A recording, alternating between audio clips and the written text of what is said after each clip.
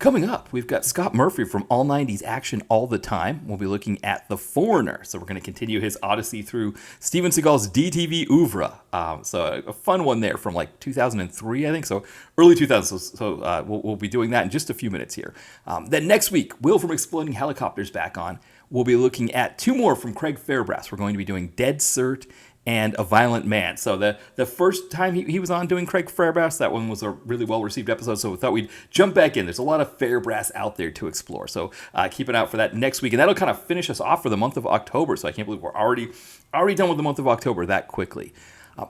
Then, in terms of the DTVC Extra podcast, the plan was for this Thursday to do Rambos 1, 2, and 3. That is still the plan at this moment. I'm just hoping I can get them watched in time to be able to record this Thursday. So just keep an eye out for that. If not, it might end up being maybe Friday instead. But fingers crossed that we'll be able to get that up. It ends up being late at night my time anyway. So probably for most listeners, it would be Thursday, or Friday, but then it probably would be later anyway. So yeah, just keep an eye out. Again, my plan is still to get that one up, but we'll see if we can make that happen. In terms of the site, we finish off our DTVC Hall of Fame month with Lethal Ladies Return to Savage Beach. So keep an eye out for that. So that was one we did on a podcast episode recently with Chris the Brain from Bulletproof Action. So you can check that podcast out. But then we're getting Andy Sidaris in. He is our final inductee for this year, for 2024. Good old Mr. Andy Sidaris. So keep an eye out for that this weekend. Weekend after that is Dolph's birthday. So we'll be looking at Showdown at the Grand. And that'll probably be the last Dolph movie that we do for a while, because the only things we have left after Showdown at the Grand, I think, are like Small Apartments and, Fat Slags, which I haven't been able to find Fat Slags anyway. And then I guess if I were to do like Expendables movies or things like that, because we did do Expendables 1 and 2, so I could do 3 and 4, but really that's probably going to be it for Dolph for a while, until the next movie comes out of his, which could be, who knows when. So yeah, keep an eye out for that in a couple weeks for his birthday. And then of course, the rest of the month of November is going to be dedicated to early 2000s DTV sequels of 90s, and I guess Skulls would be 2000, or, late 90s or 90s thrillers. So we'll have what'll be Cruel Intentions. I couldn't think of the name of that movie. Cruel Intentions 2, Single White Female 2, The Psycho. What's another one? Wild Things 2, and then we're going to do The Skulls 2. So keep an eye out for that. That'll be in the month of November. Yeah, so that's pretty much everything we've got going on our site. And then, collaborations, things that I've done for other sites. John Cross, After Movie Diner, we should, he said that episode should be up soon. The one that I did with him where we recorded on Soldier and The Kiss.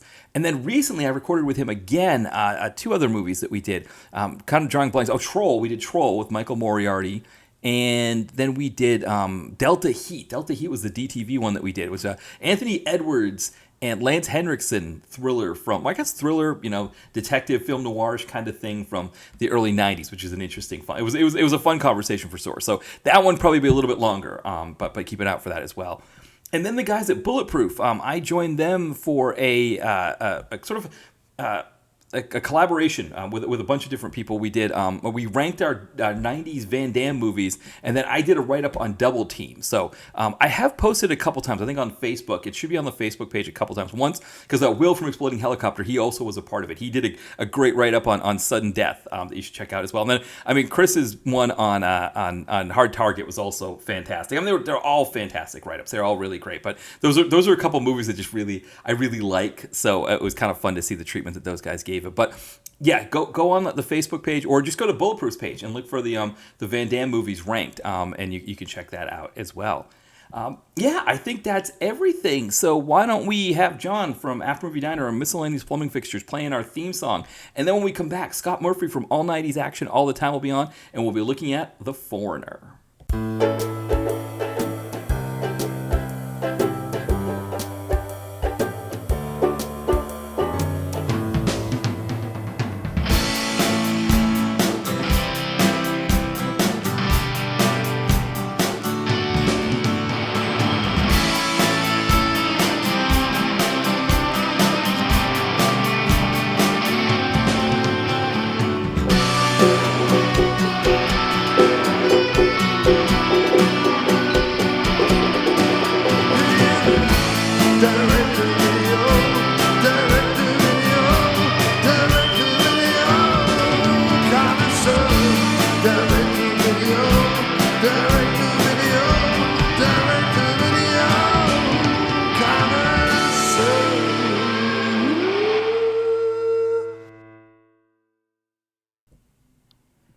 everyone. Welcome back to the DTVC podcast. As always, this is Matt here, and I'm joined by a very special guest, Scott Murphy from All 90s Action All the Time. Welcome back, Scott. Thanks for having me back, Matt. It's good. That's kind of cool that I still get the very special guest, even though it's like I don't know, like sixth or seventh time on the podcast. So I'm very privileged. I feel very privileged. Yeah, I feel like I can't stop the very special guest. I feel like I feel like I don't know. Does it feel like it's a demotion if you go from being on the guest on the show enough that you're no longer very, like how can you not be very special? I think it's a problem. I guess that's true. I will always introduce my guests as very special guests because all my guests. I'm just happy that people take out time out of their day and come on my podcast. So yes, I would keep it as very special for everybody as well. That's what I do. Yeah. Yeah, for sure. Yeah, it just makes it a little bit easier. Right, and then I guess as a very special guest, we're also kind of continuing your saga, your journey. I guess it's both of our journeys in a sense. Through the DTV oeuvre of one Steven Seagal. I'm sure he'd be very pleased to hear it being called an oeuvre. Yeah. Exactly. And this one here that we're going to get into is a fascinating one in the sense that when I reviewed it on the site, and I don't know if you read my review on the site for this. Oh, okay. No, I didn't in preparation for this, but I did a while back. I remember reading it a while back. Yeah. Okay, I was wondering if you did or not because I read my review and I was like, man, if Scott read my review of this, he's going to be wondering what movie I was watching because for some reason I loved this way more back then.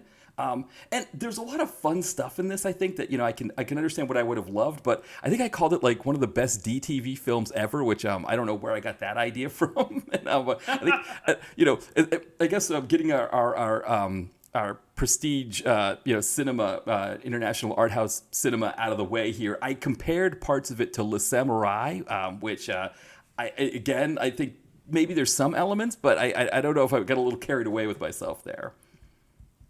I do remember that. I do remember the Le Samurai bit. Yes, that's right. That's right. Well, a film I've still never seen, which is a blind spot for me.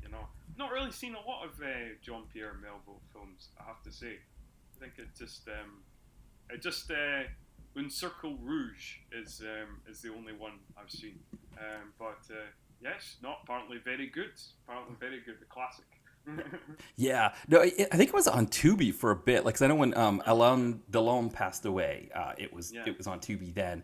Tubi's interesting with foreign films because they can be hit or miss with the subtitles in terms of like how well they sync up with the rest of the audio. Yeah. Right. Yeah, I've noticed that before. Like I've seen that before on Tubi. Yeah, for sure. Yeah, it's kind of a shame because it's a nice way for people to get introduced to foreign films.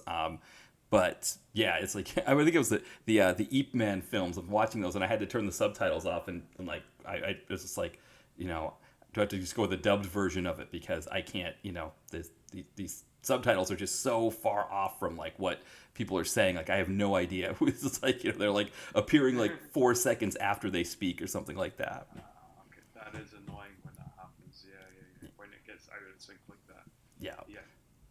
But I try to. I mean, I guess there is the criteria. That's how I saw it. I rented it was when Netflix did discs. I did the Netflix disc version of the Criterion copy of Le Samurai. Oh yeah,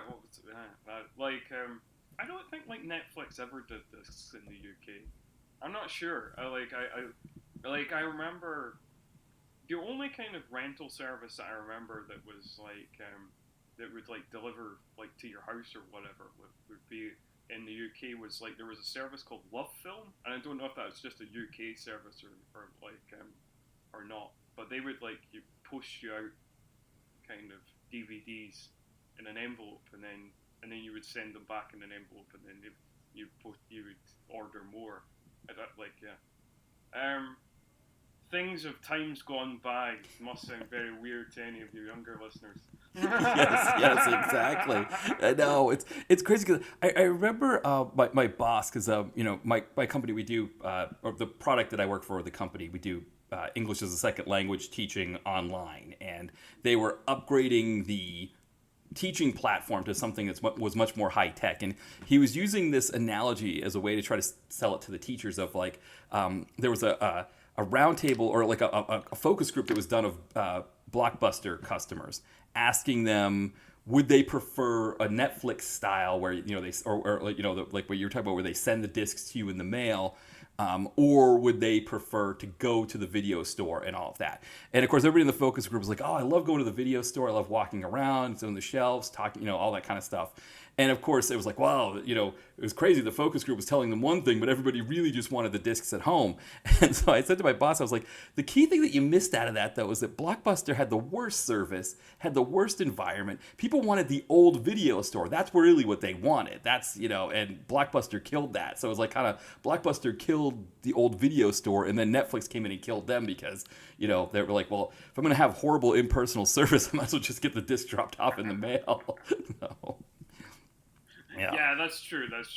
I think what people loved about video shops wasn't Blockbuster. It was like a kind of local, kind of independent video stores where people would recommend things to you, and you would build up a rapport with the person behind the counter. It was a whole different experience to like Blockbuster, which is obviously much more impersonal and corporate. Although people have kind of grown a weird kind of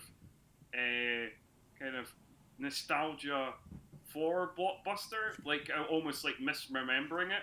Kind of like, oh, I remember the days of Blockbuster, and then it's like, oh yeah, it wasn't that great. Like Right. it's like we can't now post it happening. We can't now reframe Blockbuster as the underdog.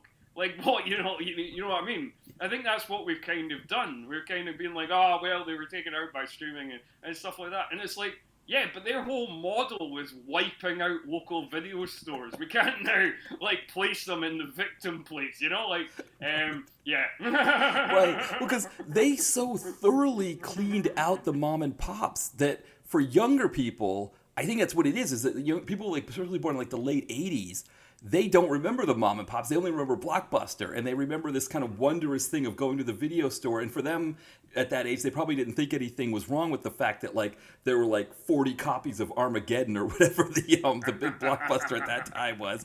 It wasn't something in there. Whereas for us, we were like, God, there's 40 copies of Blockbuster, and I can't find this one movie I want to watch. It's like. Yeah, so for them, they have this memory of it. It's funny, because there's this one of these clickbaity quiz things or something on, I think it's on Twitter, X, whatever it is. That's you're old if you've done one of these things, right? And it's these things like you used a rotary phone or written a check, which my landlord still takes a check, so it's like I'm writing a check every month to him. But it's like that's things. And one of them is rented a movie from Blockbuster, and it's like. No, you don't really have to be that old to have rented a movie from Blockbuster. It's the mom and pop that's kind of more, that's more. And granted, I think now, all we have left, if we have any video rental stores, they're mom and pops, right? They're kind of sort of existing in this sort of boutique space outside of the streaming and everything, which is kind of a nice thing now. It's kind of like all we have left, kind of like the way in America the mall killed all of the downtown chains, the downtown whatever towns chains, and then the downtown area created all these boutique shops that killed them all, in part with Amazon as well. I guess Amazon killed them all too. So yeah, it seems like the bigger you are, eventually you're going to die, and hopefully the small boutiques, maybe that's the moral of the story. We need the small boutiques back. Yeah, no, bring back the small boutique. I think it's just weird that people start feeling sorry for things that are vicious entities. Right. It's we're all crying a river for it's not a shop here, but in the States, people are like, oh man, the death of Walmart or whatever, and but their whole purpose was killing other stores. Just because Amazon is killing them, we don't have to now feel sorry for them. Right. You know, like. Well, not only was their model killing other stores, but their model was also let's pay workers as little as possible so that the local communities can use their, public assistance systems to help prop up the fact that we're not paying them, so we can further increase our margins and be worth billions of dollars. Yeah, exactly. Or now, like, right, they've pivoted their model so that they can be like the only grocery store in food deserts, and you're like, what is going on here? Yeah. Yeah. Exactly. So I think the lesson is just because an evil company is wiped out of business and replaced by a bigger, even more evil company, that doesn't make the original company any less evil. Right, exactly. Yes. Yeah, it's kind of like, I wonder if like the Loki thing, how like Loki's become like this beloved character, despite the fact that he was a villain most of the time, but he's sort of turned into that. I wonder if like, because younger people, they sort of are okay with like heel turns in that way, like, oh, Blockbuster was evil, yes, sure. now we like Blockbuster. Yeah, with this company was horrible. It's like, well, Kate Blanchett's a much bigger baddie, right? We at least at least he's not Kate Blanchett, right, or whatever. I can't remember her character's name. Well, it doesn't matter, I guess. She's Kate Blanchett in the Thor movie. Yes. Yeah. Is it Hela? Hela, that's it, right? Yes, no, I think that's it. Yeah, exactly. Yeah. No, no, it's true. It's true. I think that like what am I trying to say here? Yeah, I think that like yes, like I love that thought though. I love the thought that everything is based on kind of, we're just basing everything on kind of wrestling logic. Right. Of like we have heel turns, we have face turns. Yeah. Yeah, that's amazing. Yes. Yeah, it's the reality, I guess, as humans, that our whole world is kayfabe created by billionaire corporations. Is that maybe like that? That's right. Yes, That's right. Yes. Yeah, exactly. And maybe this is a good segue into the ultimate kayfaber, Mr. Steven Seagal, which in the movies we've discussed of his, and this is the earliest of any of the ones we've discussed. That's right. There's a how do I want to say? There's a kayfabe that he creates in terms of like who he is, how he exists in his worlds that he creates. And in 2003, it feels like it was like more the start of all the tropes and all the Seagal things that we talk about later. Yeah, no, I think so. I mean, obviously, like you say, this is very early on in his his DTV run, because this is only like his second DTV film, and he had like his brief theatrical comeback with Exit Wounds and Half Past Dead. And I get, but I mean, I guess like these Seagal tropes are kind of continuations of like his theatrical films, because there is kind of a through line of him playing kind of people who were like who are Secret Service or former Secret Service or former special, these kind of things that have some either like military or CIA kind of background, and yeah, so I feel like it is a continuation in some ways as well. Yeah, and I mean, as we were talking about the old video store age, I mean, what's interesting, right, is this movie in 2003, this is the kind of movie that a distributor probably could go to a Blockbuster or a Hollywood Video or whichever and say, do you want to buy up 5 of these? And they would say, oh, that's Seagal. Yeah, 5 Seagals on the shelf. And so there was more money for him there to be able to they could. There was more budget available to make a movie like this. And so, now with the streaming world, right, there's just no market for, you can't go to Tubi and say, hey, do you want 5 DVDs in each of your Blockbuster stores of this movie, right? It's just, you get one copy of whatever the new Seagal movie, he hasn't made a new one in a while, but whatever the new action movie is, and you hope to get ads off of it. So the model back then, I think, allowed for maybe some more bigger budgets with these early 2000 Seagal films. Yeah, I definitely think so. I definitely think that the budgets in the early 2000s for DTV action generally was bigger, and like you say, that was based on DVD sales throughout the 2000s. Were still very strong up until pretty much the end of the decade. You know, it's not until you get into the early 2010s that things start to tail off, and obviously then we get into streaming in a big way, particularly in the last like 10 years. And like and kind of connected to that point, I was surprised at the start of the movie, because obviously I'm used to seeing a lot of DTV movies, where it's lots of different kind of independent production logos. Right. So when it came up TriStar at the start of the movie, I was like, oh, this was made by TriStar. Right. Not necessarily a sign of quality, but I was just still kind of taken aback of like, huh, yeah, or just thinking like, oh yeah, these bigger companies did like make quite a lot of DTV, particularly at this time in the early 2000s. Right, exactly, because they kind of get into the world after seeing the successes of like a PM or a Millennium or those Lionsgate, and they're like, okay, well let's start our own DTV branch. But then of course they kind of both kind of took out like a PM. They sort of took them out of the market because they could pay stars better, and they had better cred as well, better credibility with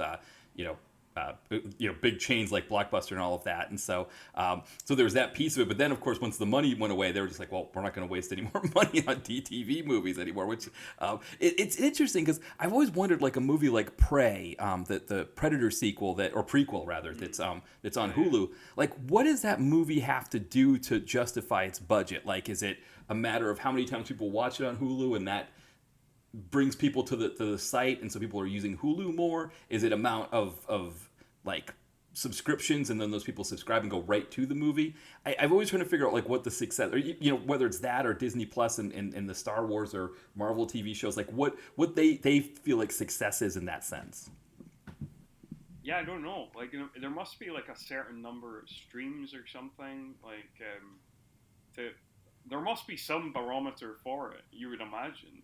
That it pays itself off, and like I mean, I feel like Prey was. I feel like they kind of made like a little bit of a misstep with Prey, because like certainly seeing how well like Alien Romulus has done at the box office, I think like Prey could have done like a similar amount at the box office as like something like Alien Romulus, but I don't know.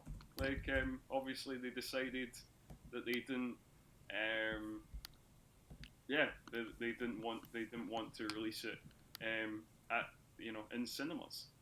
But I think yeah, there's certain things that could be bigger hits in cinemas than studios give it credit for, I guess. Yeah, no, I totally agree, because Prey came out in 2022, and that was. It's interesting because that was a weird window for right, because it was like we'd just come off the high of the Spider-Man film that did like really well, because it was almost like that Spider-Man film was almost like the everybody's gone back to the theater thing, right? Like we're done with COVID, but then that high kind of fell, because remember like the studios were putting out everything, right? There's that Channing Tatum dog movie that they thought was gonna, it was like almost like let's put everything out now. And but I do agree with you. I think Disney's an interesting one compared to the other studios, because they just bought Fox. They had the rights to these ones. I also kind of wonder with Disney's mindset. I think you're right that the movie would have done better. I think a summer blockbuster release for that movie, it would have at least made in the tens of millions to at least maybe have gotten its budget back, and then been on Hulu and done whatever it did did whatever it was supposed to do on Hulu. Like it still could have made like the tens of millions of dollars, maybe even to nine figures, right? Maybe it gets into the hundreds of millions. So it makes that money and then does what it's supposed to do on Hulu just the same. Maybe do better because people have seen it in the theater. But I also wonder too, now with the Deadpool and Wolverine movie, where there's sort of like this acknowledgement of the Fox films. But I do kind of wonder if at that time Disney's mindset was like, these Fox movies, we don't want them to. We'll use them to kind of fill out content on the streaming services, but we don't want them to be in any way to like I don't know if they wouldn't want it to potentially harm like whatever Marvel movies were coming out in 2022 or whatever. You know, like if that was like the mindset too, like we don't want it. Which again, that doesn't make any sense. Like I feel like your money's money either way, and they could use these Fox. So. Yeah, they could use those Fox movies to leverage the theaters even more, right, and squeeze out like Warner and Universal and those ones even more, right? So you have even fewer screens because now Prey's taking up 2 more screens. But yeah, I don't know, and maybe they're still trying to figure it out with having these Disney properties. Maybe like the Deadpool and Wolverine one has showed them like, oh, these properties are worth something more than just like content on the streaming services. Maybe we need to put more of them in the theater. Yeah, I think so. And like, weirdly, I was talking about this. Yesterday. Don't worry, listeners. We'll get back to The Foreigner in a minute. But I was just going to make this one point before we get back to The Foreigner, that we're now stuck in this weird media cycle, where, like, literally, like this has happened like 4 years in a row, right? So in 2021. You get a slew of articles saying cinema is dead. It's dead. It's done. It's dead. Right. Then Spider-Man No Way Home comes out and cinema is saved. Yeah. And then the next year, 2022, cinema is dead again. And then Top Gun Maverick comes out and cinema is saved again. And then 2023, cinema once again dead. Then in the summer, Barbenheimer. That massive thing. That comes out. Cinema saved again. This year, cinema dead. Definitely dead this time. And then Deadpool and Wolverine comes out. Saved again. It happens every year now. Yeah, it's almost like the news, like the print media, I guess it's print media legacy print media that's now online, or like you say, like the online kind of clickbaity media or whatever. It's almost like late December, they've got that article like locked and ready to go. And what's one thing that's funny is I remember reading one of those articles about cinema being dead, right? And it was about how Furiosa did poorly, The Fall Guy did poorly, the Ghostbusters movie, all of that. And as that article is between the time when that article was written and then it was edited and released, what was it, Inside Out 2, I think? Oh yeah, Inside Out 2 made like a $1 billion, and then right. and then Deadpool and Wolverine wasn't long after that. Exactly, and so that's what happens is that before that article could even be published, Inside Out 2 completely just squashed the premise behind it. And then, of course, like you said, Deadpool Wolverine squashes it even more. And, I mean, some of the ideas that they had in the article were good because they were saying, like, one of the problems is that studios are putting out fewer things. And so there's no, like, momentum that comes from seeing movies. I honestly don't know how much momentum matters anymore either, because it's not like people saw Deadpool Wolverine and thought it was so great that they went and saw the new Crow movie, or what was that one that just came out recently that had Bautista in it. I can't. The Killing Game. Killing Game, right? Like that one. Nobody really went to go see that one. You'd think like if there wasn't really a momentum thing, people would have seen Deadpool Wolverine. Because I guess there's a lot of time in between Deadpool and Wolverine in that movie, so maybe that's the thing. Maybe it needed to come out sooner. But yeah, I think it's like part of it is Disney seems to be a little bit better at it than I mean the other ones can get their one-offs here and there, it seems like, but Disney seems to have a maybe with the and even Disney themselves, right? Like, because they're still having trouble like trying to figure out the Star Wars thing, and I honestly don't even know what happened with the Acolyte. Was it that it didn't do well? That they didn't like the fact that they were kind of white male fanboys that weren't fans of it? I didn't see it. I didn't see the Acolyte, so I don't know. I didn't see it either. But I do think like they kind of like. They run scared from these things, because I very much feel like Rise of Skywalker was Disney caving in to the worst people on the internet, but anyway, Anyway, I'll get off my hobby horse, and we can talk about The Foreigner, which is Well, what we're here to do. yeah, and if you needed, if you needed something to placate the white male incel demographic, Seagal's here for you in 2003 with The Foreigner. Yeah, exactly. So now, Excellent segue. yes, exactly. Now, yeah, like you said, this is only really technically his third DTV movie, because The Patriot, which is one that we've done here on the podcast before with Rich Haas from DTV Digest. I didn't realize that one was DTV, but it is. It was kind Yes, of. it is. Right. It was like that early period of Seagal being very difficult to work with and causing issues. So he gets The Patriot. And then in 2001, he does Ticker with Albert Pyun. Oh, I always forget about Ticker. Yeah. I always think of this as his second DVD video. But yes, right. It's Patriot Ticker then this. Yeah, all right. I always forget about that one. I've never seen it. Right, because the reason why people forget it is that he has that one last theatrical gasp with Exit Wounds. And That's right. then they tried to recreate Exit Wounds with Half Past Dead in 2002. And finally, after that last attempt in 2002, it's just like, no, let's just do this direct-to-video thing. And again, this one here, The Foreigner, is interesting because it's very similar to a theme we saw previously with the Koish trilogy, is that it seems like if Seagal's going to make a movie with somebody, sign this director up for more than one movie, because there's a good chance that you're not going to like him after the first one, but we don't want to have to keep finding a new director every movie. So I think Michael Oblowitz, who's the director of this one, or maybe it's another German, maybe it's Oblowitz. I didn't check to see if he's of German descent. Was born in Cape Town, so it still could be Oblowitz, I guess, right? If it's South Africa, if Afrikaans, I think they pronounce the W like a V, I think, or maybe not. Actually, I might be just. I can't be sure. I Yeah. have to say. My knowledge of Afrikaans is scant, and Right. it's similar with my knowledge of Dutch. Right. But Right. Well, so that with Dutch, the one I would say that I would know is there's the football team of Willem II, and I can't remember if they're Willem II or Willem II, but I think they might be Willem II. oh yeah, Yeah, I only know. that's true. That's true. Yeah, because they were one of those Cinderellas that made the Champions League. I think I think they somehow like snuck into the knockout stages in or maybe a little bit before this movie comes out, actually. So yeah, Early 2000s. Yes. Yeah. Yeah. Because I'm now trying to think of Dutch football teams. Like, 'cause there's the team 20. that's right. Yeah. Yeah. How are they good? 20. Yeah. Yeah. There's a few of them that. Yeah, Yeah. because that's something I guess that sort of I know we're definitely on another tangent, but with the letter W, right? Like how that shifted throughout Germanic languages, right? Like we're in English we kept it as a W sound, and I think like Dutch may have as well, but then if you get into like maybe Northern Europe and like the Scandinavians, I think they changed it to. But I think I'm guessing, but I know in Germany, right? The V sounds like RF and the W sounds like RV. That there's a yeah. I'm pretty sure they are 20. So Yeah.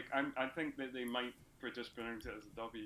Yeah, so we'll call him Oblowitz then. Yeah, we'll call him Oblowitz, and yeah, he was roped into doing two Seagal movies. This one and then Out for a Kill. Out for a Kill, of course, Out for a Kill much more than this movie. It's almost like they did this movie, and I mean they both were released in 2003. Both of these Oblowitz films, but I wonder if there was a sense with Out for a Kill where it was like.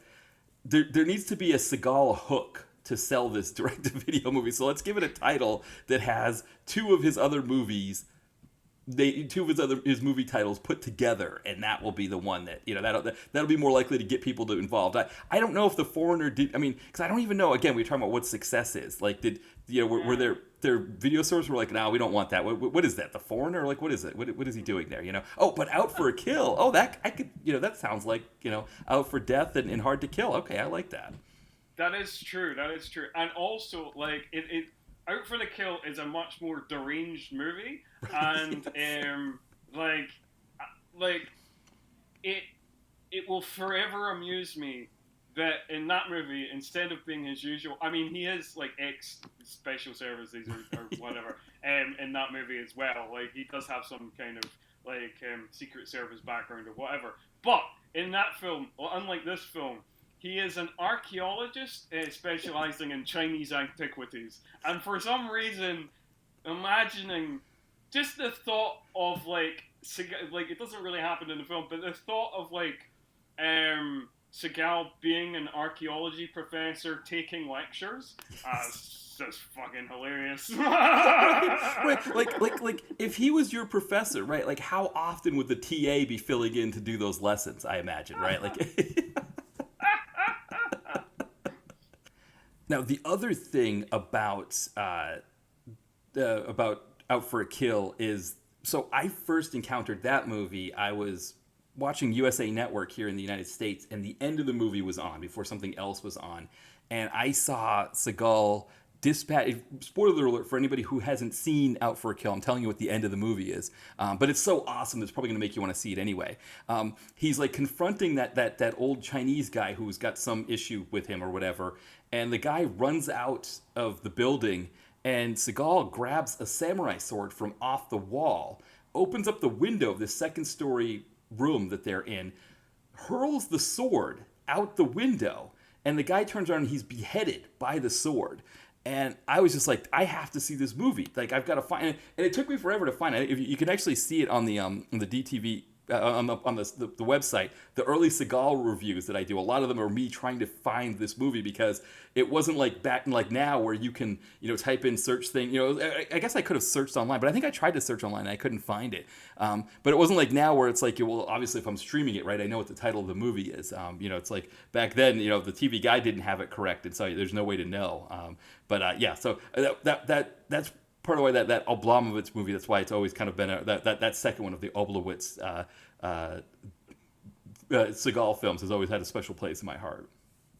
Yes, yeah. So like, it's definitely an entertaining one, and one to cover in the future. We've covered the Koish trilogy, and I guess we should cover the Oblitz duology. Right, exactly. I mean, at some point, right, you'll end up having to get into the 10 Keone Waxman films that he's done. So we're going to be putting Keone Waxman into the direct-to-video Connoisseur Hall of Fame, just probably by the sheer volume of Seagal movies. He has so many director credits that it's almost like I can't keep leaving him out. Like he's as a director, but it's on the strength of those Seagal movies. So again, we even here we can see some of the patterns that emerge in these Seagal movies, and one of them is, his people make sure they sign a director on for more than one picture, because they know after one picture you're probably going to lose him. Yeah, absolutely. Yeah. I think there's a lot of your kind of typical Seagal stuff here. Everybody thinks he's the greatest. That's there's one point in the movie, I know where this is skipping forward, and maybe explain the movie in a minute. But there's one point in the movie where there's a character called Mr. Mims, where he says, he says something along the lines of, "I'll get the privilege to kill a legend," which was a line that stuck out in my head, of being like, "Oh, okay. That's yeah. He's the best." Yeah. Well, there's another point where Max Ryan, who's the other assassin in this, he's trying to get guys with a sniper rifle, and he's like, "You're the best, you do it," and he just sort of steps aside, lets Seagal do it. Which is another classic like that. The interesting thing is that you see Oblowitz in his his director of photography, which I probably should have gotten that name before we got too deep in, and so I'll quickly pull it here. I do that a lot. I'm like, think I've got all my notes here, and then realize like, oh, there's one person I forgot to get. But the cinematographer, Michael Slovis, the two of them, it seemed like they were trying to make something more noirish. They were trying to make something that had more of those kinds of beats. and it's like with Seagal, you can only do so much, but it seems like they pushed him a little bit more. Like there's some like really nicely framed scenes and shots. It's just that with Seagal, like there's split seconds. It's not like in a real film noir, like when he's talking to the woman who's like kind of who looks like Elizabeth Shue, the actress.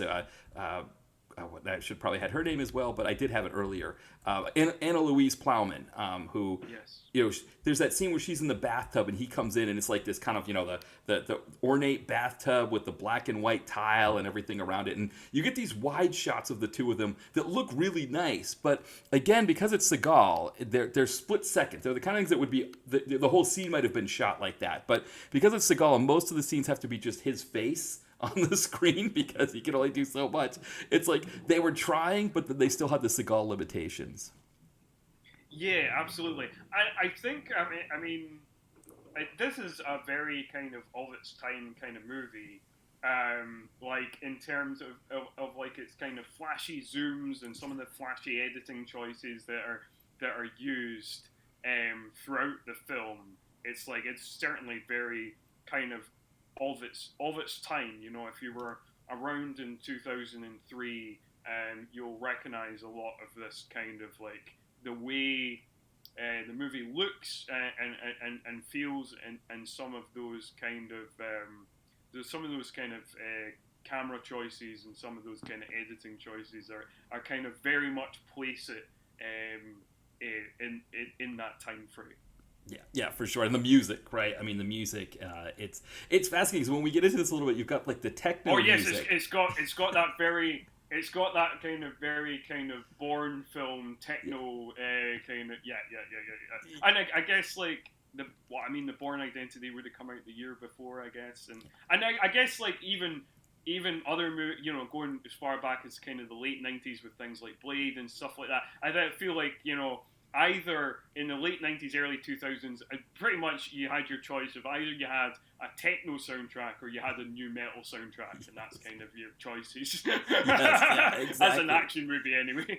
Yeah, and then of course you have the final song, the end song is like something that I tried to Shazam it just to see if maybe it was something that was popular here in the U.S., but because it wasn't. Shazam had no idea what it was. But it sounds like anything that you would hear in a drugstore here in the United States, in a pharmacy today. Like it's just like it's kind of like you're thinking of like the new metal or like what I call the Nickelbackification of music that happens in this sort of early 2000s period. I think there was also like the trainification. I'm having trouble with but Train, that group Train. There were so many of their clones that it was like because one of the things that happened in the United States. I mentioned this on my Die Hard podcast was that Clinton had signed the Telecommunications Act into law in the mid 90s and essentially allowed companies like Clear Channel to just buy up all the local radio stations. And so now it's like one guy was the program director for like 150 stations. And it's like that guy like Nickelback. All of the record labels were like, make all of your bands sound like Nickelback. Or if it was like, if that guy liked Train, it was like, make every group that comes in here sound like Train, And so that's where you get like this whole like homogenization. And when you go to the drugstore, I've heard like for people that work at CVS, it's one of the big drugstore chains here in America, that like they lose their mind having to listen to that music. And I've been in situations where I've had to like wait for a prescription for my wife, for example, and I've had to like wait like 20 minutes and I'm sitting in the area waiting for the prescription to be filled. And just 20 minutes of that music drives me nuts. So I can only imagine what that's like to work an 8-hour shift or 12-hour shift and just listen to like, Train clones like all day long like that. Yeah, that must be pretty terrible. I have to say, like I'm always in two minds about these things because I genuinely love Pearl Jam, and yet Pearl Jam has inspired some of the worst bands known to man. Yes. Like Nickelback and Creed and all these bands ripping off Pearl Jam. It's like but I still love Pearl Jam. Like it's not Eddie Vedder's fault. Eddie Vedder has inspired. So, like these clones that are like so clawing, so annoying, so life-sapping, but still I can't, it's not his fault. I mean, it's kind of his fault because he inspired them, but like, he can't be directly blamed that those people are terrible versions of him. So, like, I will still stand by Pearl Jam as an entity. Yeah, no, I completely agree. I know the last time you were on, we talked about Prestige TV and The Bear, and like the very first episode, the end credits they played "Animal" by Pearl Jam, and it's like that movie, that song is just, it's like I can hear that song anywhere and just be like, this is amazing. Like if I was in the drugstore and they played "Animal" by Pearl Jam, I'd be like, can you take a little longer to fill that because I need to stay and listen to this. Yeah. But yeah, this movie is like this movie. There's no Pearl Jam in here, of course. There's no musicians that you'd recognize. But it's definitely like they told the guys making music in this film, "Hey, can you make it sound like the techno stuff in Blade / Matrix / Born Identity?" And the guys who did it were like, "Sure, yeah, I think we can pull that off. That's no problem at all." Yeah, no, absolutely. Because like I guess like this, yeah. I mean that was so big at the time, like because even like the '90s kind of Bond movies have like particularly GoldenEye has like quite a kind of and also like Tomorrow Never Dies actually has like a kind of techno mix of the Bond theme done by Moby. Who would also obviously do the main theme for the Bourne films, and then like yeah I guess like spy movies all the time seem to have like because the Saint has like a techno kind of soundtrack as well. So I guess like in the late '90s, early 2000s, that was the you're making a spy movie, you're going to have a techno soundtrack. God damn it. Yes, that's a great point. Yeah, so this movie definitely follows that down there. Well, yeah, one of the things I want to say before we get into the movie too much was that I don't know why I loved this so much when I reviewed it, because I enjoyed myself with this movie, and I don't know how you felt, Scott. I enjoyed myself, but it wasn't like this classic that I was describing it as in my review. So I don't know if maybe maybe I was on like a Dorito and Mountain Dew high or something after watching the film. I don't know what happened there, but yeah, Scott, how did you feel watching? What were your thoughts on this movie? Well, I'm still not entirely sure whether I'd seen this movie before, because like I was pretty sure this was a first time watch, and then there was certain moments in it I was like, I recognize that scene. I was like, have I seen this before? And maybe I caught bits of it on television, and maybe I've not seen the whole movie, but it seemed to, but anyway, I think overall I don't think it's a good movie, but like I enjoyed myself. Like I didn't I don't think it of the movies we covered, I don't think it is of the same caliber as Pistol Whipped, which I enjoyed more. And like it's maybe a similar level to The Keeper, possibly. But it is enjoyable, even though it is like one of those movies that is like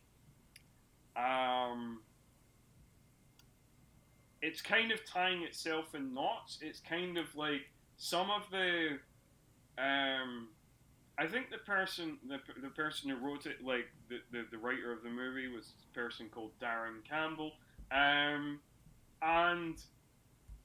I think maybe they wrote it thinking they were John le Carré, and not really, because like some of the double cross, like they're just like, this is how a spy movie works. Just everybody double crosses everybody, even though it doesn't really make sense. So I think that maybe this movie thought it was a bit more clever than it is. I think it's more just confusing than actually clever, even though I think its thinking is doing a lot of clever things. Maybe. Yes. I guess like maybe for the listeners, maybe I'll like I can like briefly describe what is kind of happening. We think I think the basic premise is that Seagal plays a guy called Jonathan Cold, who is like an ex-Secret Services, ex-CIA type guy. He was kind of left to rot in a Russian prison, which we don't see, and has become like a kind of mercenary for hire, it seems. And he's kind of in the employ of a guy who is question mark villainous, but like maybe kind of good. We don't really we're unsure. We're very unsure. And he's instructed to take this package to this guy in Germany, which he's not entirely sure that he wants to do, but he ends up doing it anyway. And he has like this other guy who played by Max Ryan, called Dun Soir, who is also instructed to take the package with him. Things go sideways as they always do, and then he has to try and investigate what this package is all about, why everybody wants this package, and then there's a variety of double crosses, some of which kind of make sense, some of which are a bit like, what, why? And it's connected to this this rich Dutch guy who is Van Aitken, Jerome Van Aitken, and he's the person that he's to deliver the package to. And there's some kind of it's kind of tries to kind of play with like, is this Van Aitken guy villainous? Is his wife villainous? Like, what's the script?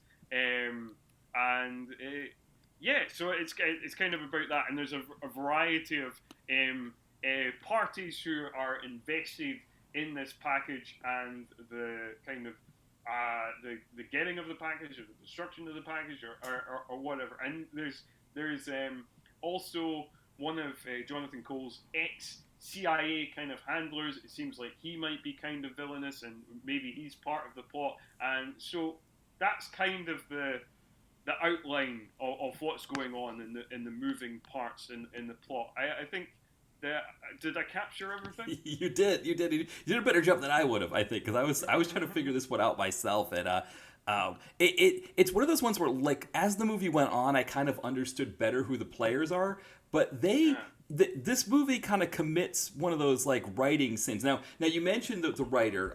He only wrote one other screenplay, and it was a passion project called Second Coming that I don't even know if it was released, because it's one of those ones that's on IMDb with no cover image. So I have a hunch that it was, but and that was 9 years after this, so he didn't write anything else. But it is interesting that nobody took a look at this and said, boy, you're introducing a lot of people early on in this script. Like, maybe we should tone it down a bit. Maybe, but they do. I mean, we start the movie with somebody being interrogated. Right? Like, there's a guy who's getting beaten by Max Ryan, and he's being interrogated to give up the details of a package. And he says something along the lines of like, well, I'm not going to give this up because the people that I'm working for are even worse than you guys are. And eventually they pull out a gun, our bad. So we have this character played by what's the character's name? Was Jeffrey Pierce plays Sean Colt? No, he plays the dad, who's Sean Colt, right? Is that the or the brother? Oh, he's the brother. Right, because this movie's 20 years old. Yeah, so this actor, the picture of this actor, he's not going to look like he does in No. So Jeffrey Pierce plays Sean Colt, who is Jonathan Colt's brother. Right. We never see the dad. We just that's right. We just appear at his memorial. That's right. Yeah, and like it's an interesting family lineage. No. Sorry, I muted because there's sirens going by. Sorry about that. Oh, okay. That's all right. I thought like the recording had gone out or something. Yeah, no that's worries. Funny. So it's an interesting family lineage, because like Seagal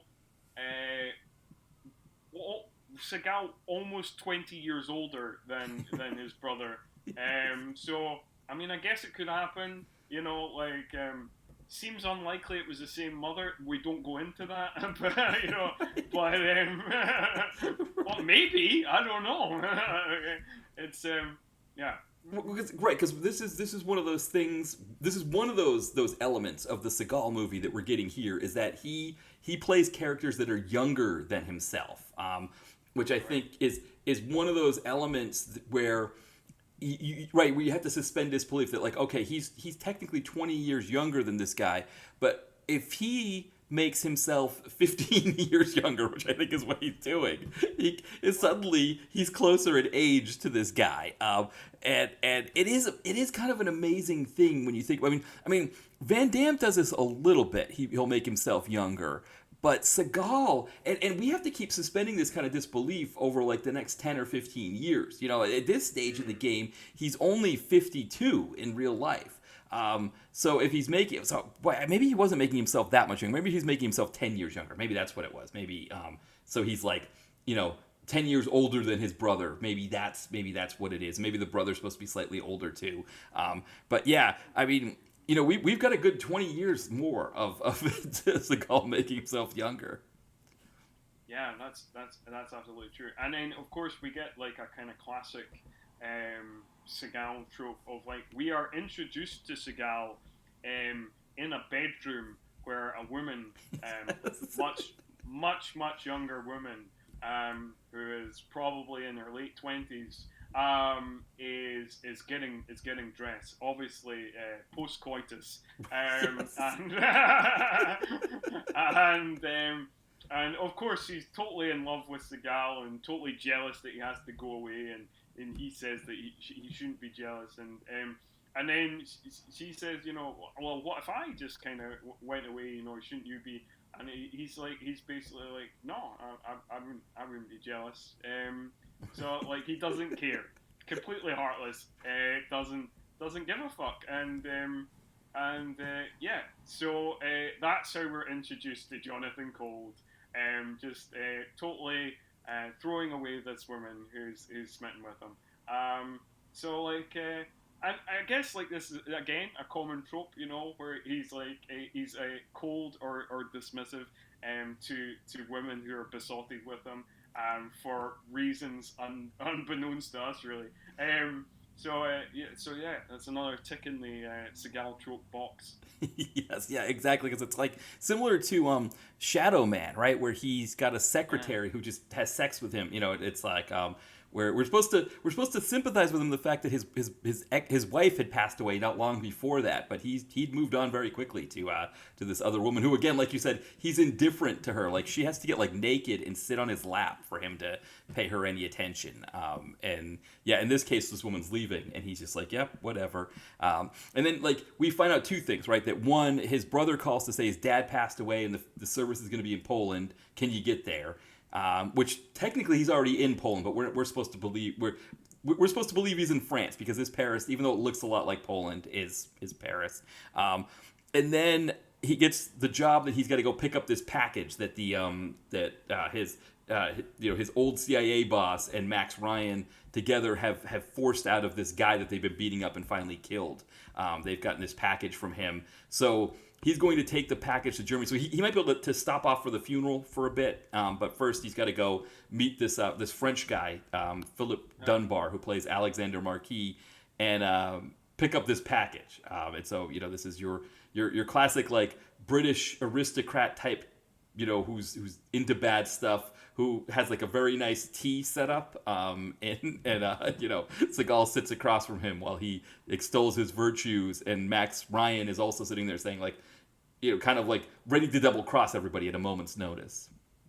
That's right, and it's one of those kind of classic DTV action films that are set in Eastern Europe, where you get a number of different nationalities. You get Polish people, you get French people, you get all sorts of different Europeans that all sound suspiciously British, because they are. Even some of the Americans are British. Right. So like some of the Americans are actually Americans, but a couple of them also British. So mainly just a British cast. Right, exactly. Well, like for example, Gary Raymond, who is the CIA boss, Seagal's former CIA boss, who plays a character named Jared Oliphant, which is a great CIA guy name, of course. He's. Because he's from England, right? He's the movies he did, El Cid, Jason and the Argonauts, and now he's here doing The Foreigner, wearing a huge Russian hat earlier in the film. But now he's essentially telling Seagal like, hey, we're gonna need you to help get this package for us. And so he's part of the deal, along with this Philip Dunbar character, who's also from England. I guess all of the actors, like you said, all of these are English actors who are in this. Everybody's English. Who's unless they're like a local Polish actor. Yeah, pretty much everybody is English in the movie. yeah.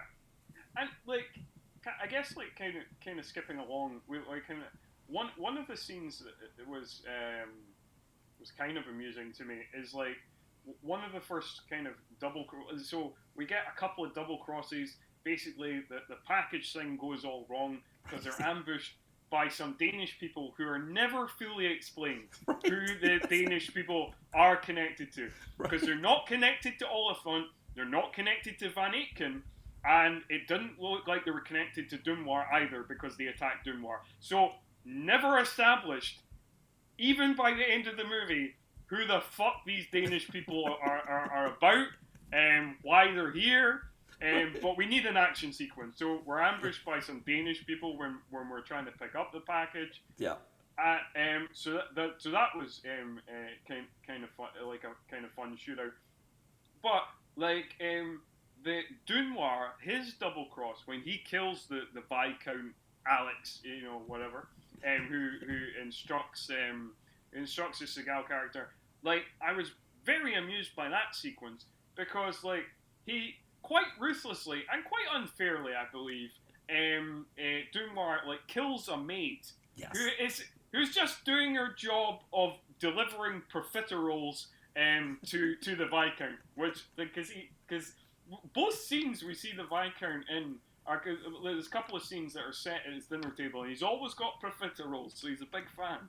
And he kills her, and then he takes the tray with some tea and profiteroles, and then he's met by a couple of security guards who are presumably expecting the female maid who is like the full-time worker at the house, but get this guy, this kind of suspicious-looking guy who smokes all the time. So like, and they're not. They kind of tamp him down, to see if he's got a gun or not, and they do a bad job of that apparently. But other than that, they let him go, despite the fact clearly he's not a member of staff, and surely they would have seen him before having meetings with the Viscount. But anyway, he gets through the two security guards, and then he kills Alex. And it comes out of nowhere because you're like, why do you do that? And you know what? We don't really know. Because like later on in the movie, he commits other murders, and it looks like he is employed by another party that maybe we don't know. It's suggested that he's employed by a party that we do know, but it's also suggested that he might be lying about that. So again, it's never fully established what his actual motivation is. Right, because that it's like a whole series of weird stuff that happens, right? Is that like you said, when they go to pick up the package, there are these two Russian guys who've had their tongues cut out. So they, for whatever reason, that needed to be in the movie, which is just weird and just creepy and whatever. So they're at an old lady's cottage out in the countryside that's supposed to be France. And when, like you said, the Danish guys, they come in and attack, and Seagal and Max Ryan's character, this Dunoir, they help the old lady out, and they help her escape with the package and dispatch the Danish guys, and they escape. And then Dunoir's like having coffee at a cafe when these two French guys show up and say that we're going to take you to the Viscounts by force, right? They're going to take him by force. So he shoots them both. Like, he's like, I need to pay my check. I need to pay my bill. And then silencer gun, pew, pew, in the middle of a crowded cafe, murders two people. And then, like you said, he goes to the Viscounts, murders the maid, who is, like you said, just bringing, the bonbons and, like you said, like what, snacks to the Viscount. And then you're thinking, okay, so he's killed the maid. The next step, he's going to kill the two guards, right? That's going to be the next move, because at some point, they're going to find that there's a dead maid here, and he needs to kill them first so he can go in and then kill the Viscount. But that's not what happens. He lets them disarm him, right? He's pulling all of these guns with silencers, non-silencers, out of his pockets. It's almost like a bad, I don't know, it's like some kind of bad joke in an action movie spoof, right? That the character's right, like maybe like the chief tells the cop, turn in your gun and badge, and he's just pulling out all of these guns and throwing them on the desk or something like that, right? He pulls all the weapons, and he goes, it's like, wait a second, why didn't he kill those two, right? And then why aren't they tipping off the Viscount that the maid's dead?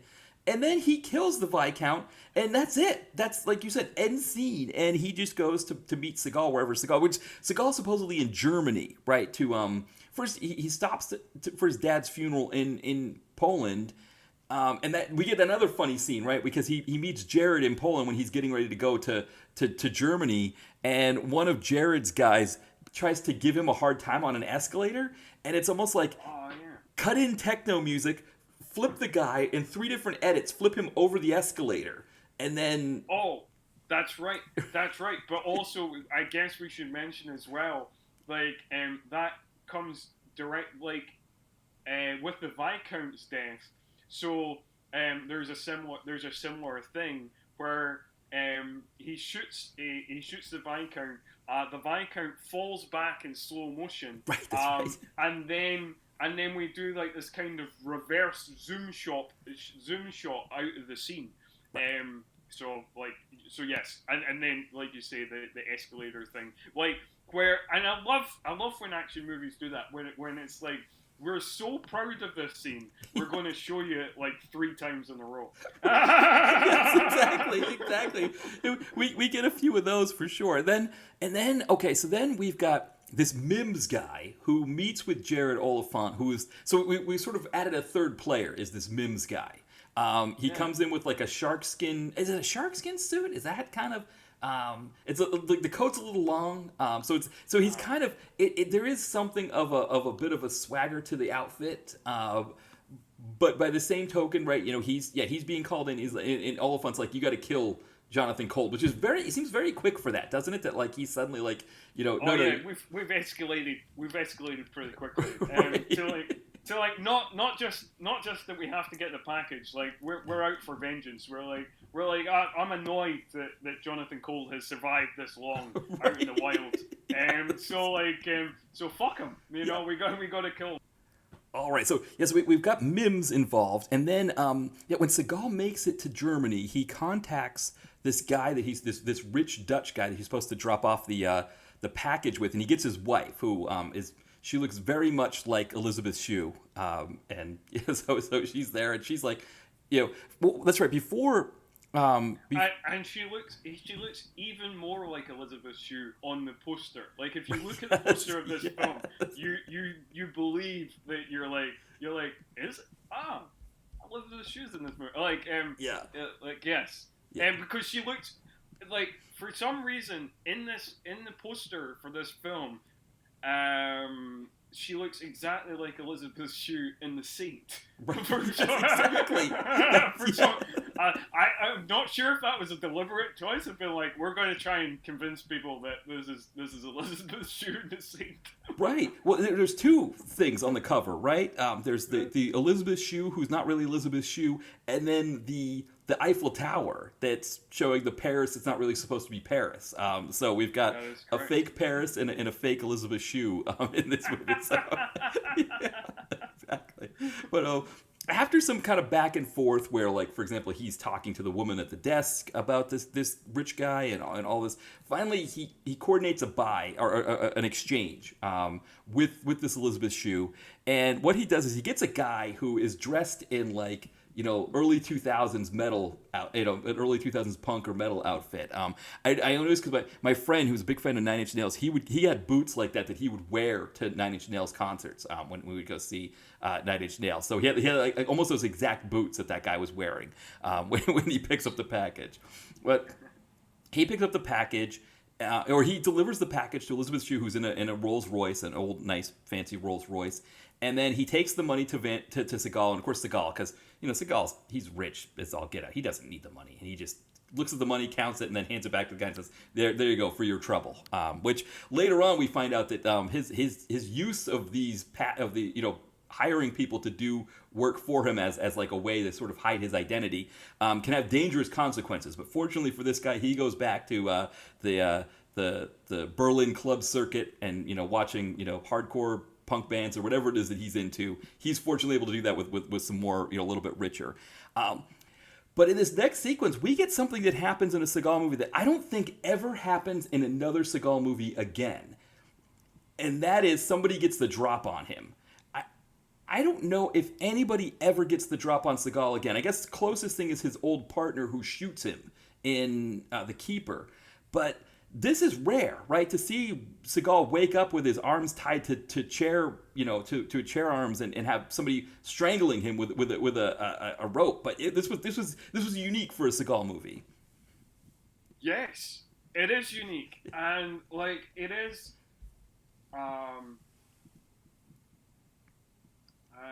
It's like it's hard to describe like how good this scene is. So like so this scene, it's almost worth just watching the movie for the series of events that plays out, because like this assassin like really makes the most of his time on screen. His time on screen is short. He's in it for like less than 10 minutes, but he wants to be impactful. So he kind of like shouts all of his lines like a madman, and and he's got some great lines. Like there's a bit where he just snaps at Seagal, deception begets deception, begets deception. Which like, and he says it in just as demented as a fashion as I've just delivered it there. So that's great. That's great. And then he's talking to Seagal. He's got a rope around his neck. We get a dictionary definition explanation of what asphyxiation is. Yes. Asphyxiation is, which is amazing. I laughed my ass off at that. I was like, well, in case I didn't know what asphyxiation was, I do now, because it is a big word. So like, yep, thanks film, thanks. We're learning all the time. So that's amazing. And then once Seagal convinces him that he can take him to the package, and that's all good. We go to the train station to pick up the package, and we think that the scene can't get any better because we've just had the explanation of what asphyxiation is. We've just had some demented line reading. But fuck me, it does get better, because like we pick up the package, and then we have to stop off at a bathroom, and like Seagal, needs must when the devil drives.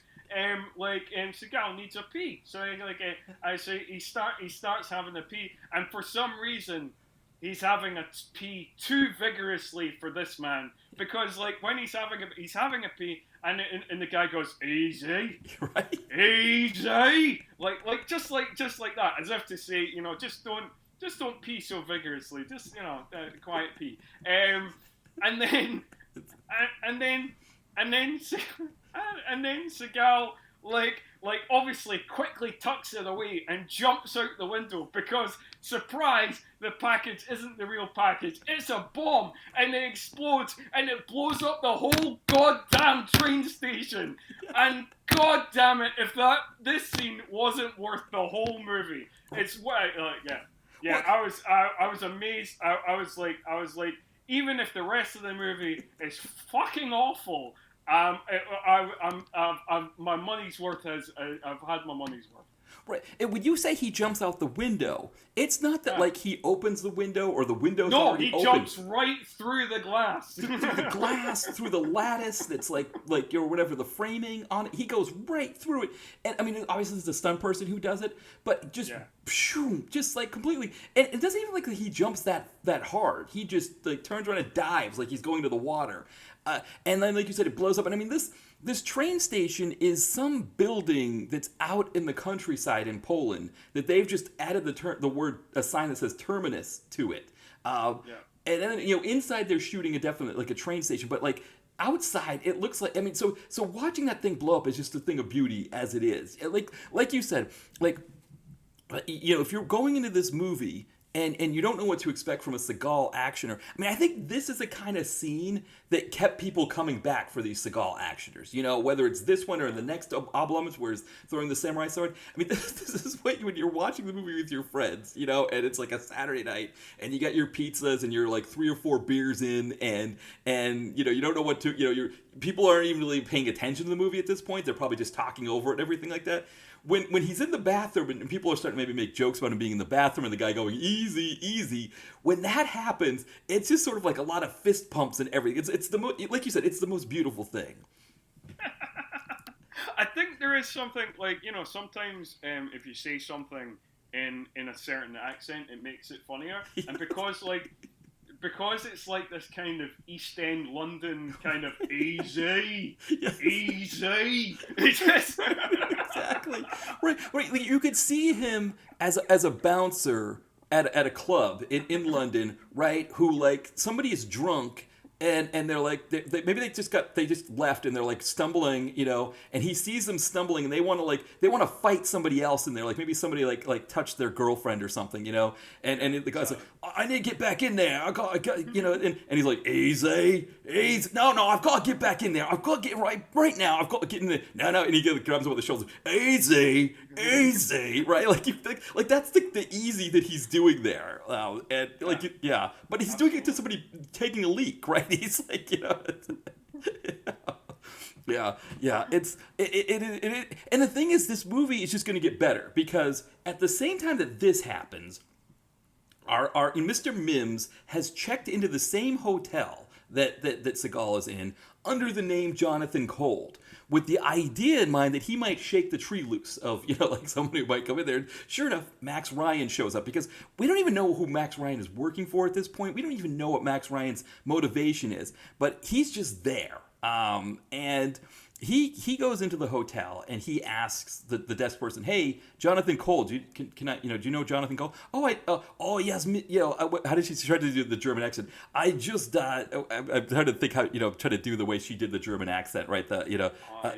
We have as a guest who I just checked in, who's, it keeps coming up French because I think we were doing too much French earlier. I don't know. I can't do her German accent. Can't get into the accent. I was trying to think of the accent in my head, and I can hear it in my head, but I'm like, I don't think I can verbalize it. Right. We just had, But so he's like, well, can I go see him? Can you tell me the room? No, I can't give you that information. Okay, can you call him? Yeah, I'll call him. And this is where you get some of the nicely shot things in the movie, right? Like you get this old phone that's like kind of like this avocado color that's sitting on a colorful desk, and Mr. Mims misses the call, right? He gets there too late. He picks it up and then hangs it back up. And so she's like, sorry, we missed the call. Do you want to come back? Yeah, well, leave a message. Yeah, that's fine. Leave a message. And then he kills her, right? And we get like barrel cam, like zoom in, the murder. And then he goes upstairs to confront Mr. Mims. And Mr. Mims is ready for him, right? Mr. Mims is making it seem like he's in the shower when he's not. And so Max Ryan shoots up the glass door in the shower, and then Mims comes out with a shotgun, and that shotgun propels him like, I don't know, like 40 feet in the air and out the window and into the ground below. So like you said, it can't get any crazier than what we just saw, but they're trying. They're definitely trying with this next scene. They're definitely trying. And like, I mean, apparently Dunoir has some like special services kind of secret service kind of training or some shit as well. Like, because apparently he's an experienced assassin or whatever. But like he's like I don't know. It's hilarious, the kind of complete consequencelessness of this world. Because like you say, like he kills two guys in a cafe in broad daylight.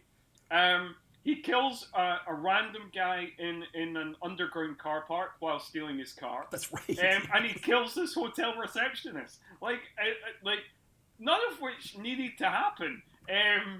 Because like he didn't need to kill the two guys because he wanted to go to the Viscount's house in the first place to kill him. So he just like that. Dunoir has two hobbies: killing and smoking, and that's like because he's never without a cigarette in this movie. He's always smoking. And also I like, and I know we're kind of like jumping ahead a little, and I guess this is a spoiler, but we see Dunoir be shot twice in the chest with a shotgun and propelled like 40 feet out of a kind of second or third story window. And yet, funnily enough, he's not dead. No. And like I know they try and explain it by like he had a bulletproof vest on, but still, that was a large drop. And also, like, I think a bulletproof vest only stops so much. I think he would still have quite a lot of internal damage. Well, especially a shotgun blast that can propel somebody so far out into the and somehow he gets a cut, right? We find out that because what he's done is we get the police who come by and they do sort of like a forensic look at the area and they pick up a piece of glass that has blood on it. And then we see Dunoir down by the river, and he had stashed himself like this case, which I don't even know how he gets that case there. Or maybe he just has things stashed all over the world, right? He's just got cases stashed, Yeah, no, I like to think that. I like that he has like first aid kits like in forests everywhere. Right, you know, like he's just traveled the world and then like, oh man, if I get shot, you know, like I want to know that there is a forest nearby, that I can like patch myself up. Right. Yeah, there's a podcast that I used to listen to that they haven't put out a second season yet, but it was about people who ride the rails in America, who kind of, you know, there's transient people who kind of just sort of drop out of everyday life and they just, you know, make their way across the country hopping on freight trains. And there was this one guy named Dirty Mike who was known for like being particularly vicious, who, you know, would kill people, but he was like really experienced riding the rails. And somebody had talked about riding the rails with him where like they got off into one city and he just had like this stash nearby of like hidden in the bushes. It was like a whole barbecue setup with water and everything, and it was like he had these like setups all over the country where he would just get off the trains. And I gotta think of this Max Ryan character that way. He's like the Dirty Mike of the spy world. So yeah, he's an interesting character, and he's you know. I think like as well, like I don't know like what you were thinking when you were watching like the Dunoir character, because like I wasn't sure how like funny any of this was supposed to be necessarily, because like for example, the Dunoir character reminded me most of, I guess, like just in my head, was you know the Milo character in Last Boy Scout, who's like kind of unkillable, but that seems like Shane Black deliberately writing an unkillable henchman as almost a parody of like unkillable henchmen in like other action movies and like Bond movies and stuff like that. That seems like it's a deliberate act of like, this is kind of like funny that this guy just never dies and he keeps coming back from everything. So that seems intentional. I'm not sure this is intentional. Or maybe it is. Maybe it is like a similar thing. Maybe it's a similar kind of thing to like the Milo character. I don't know. Well, because that's one of the things about this movie that's really, really hard to tell is how self-aware the movie is. Like, are they self-aware, for example, at the shotgun blast, you know, or like you said, you know, like that whole train sequence, you know, or the train station sequence. Are they self-aware about that, or are they looking at that like pumping their fists, saying like, "Yeah, we nailed it. Like, this is going to look great on camera." Even if they're trying to do this sort of exaggerated, you know, almost like comic book world that they're everything exists in, there is still a point where whether you're self-aware or not, you know, you can have an exaggerated world but still be taking yourself seriously. And I do wonder with this movie, I feel like they are taking themselves serious, but like you said, there's things like that. There are touches like this Max Ryan character that almost make me wonder. Yeah, because there's things that they do where you're like, oh man, come on, they can't be taken that seriously, or they you know, that's going to be like a funny thing. Like, for example, when the Max Ryan character Dunoir like patches himself up in the forest, like the first thing he does, like he's like badly injured, and the first thing he does is light up another cigarette, and like things like that, where you're like, because I put in my notes, Dunoir, very committed smoker, and like, and you think like, well, that's got to be like. You can't write that and think that that's not funny. That is like, you know, like that he's so dedicated to smoking that even mortally wounded, he's going to be like, oh fuck it, I'm gonna. You know? Right? No, exactly. Yeah, and I mean, like you said, he feels like you said, like this nod to the last Boy Scout character. I mean, he says hard to kill is like Rasputin, right? He just, you know, and we get another instance of him surviving. So Seagal confronts Elizabeth Shue in the bathtub. at her place. Remember, it's not actual. Just for the listeners again, Right, it's not actual Elizabeth Shue. Right, exactly. I should stop calling her that. Right, you're right. The woman who looks like Elizabeth Shue. He sneaks into her bathroom, and I mean, this castle where this guy lives, it has this massive moat.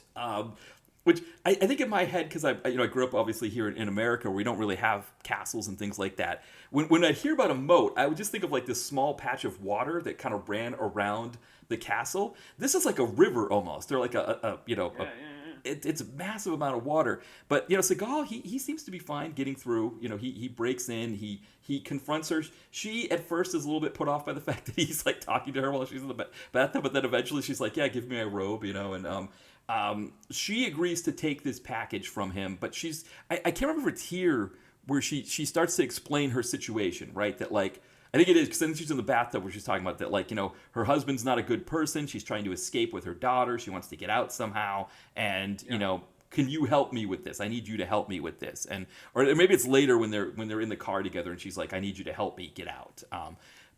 But it's later, like, she gives a hint of like, she gives a hint of what she talks about later in this scene, but it's like you get like the kind of full explanation of like why she wants out and why she wants to escape later in the car sequence.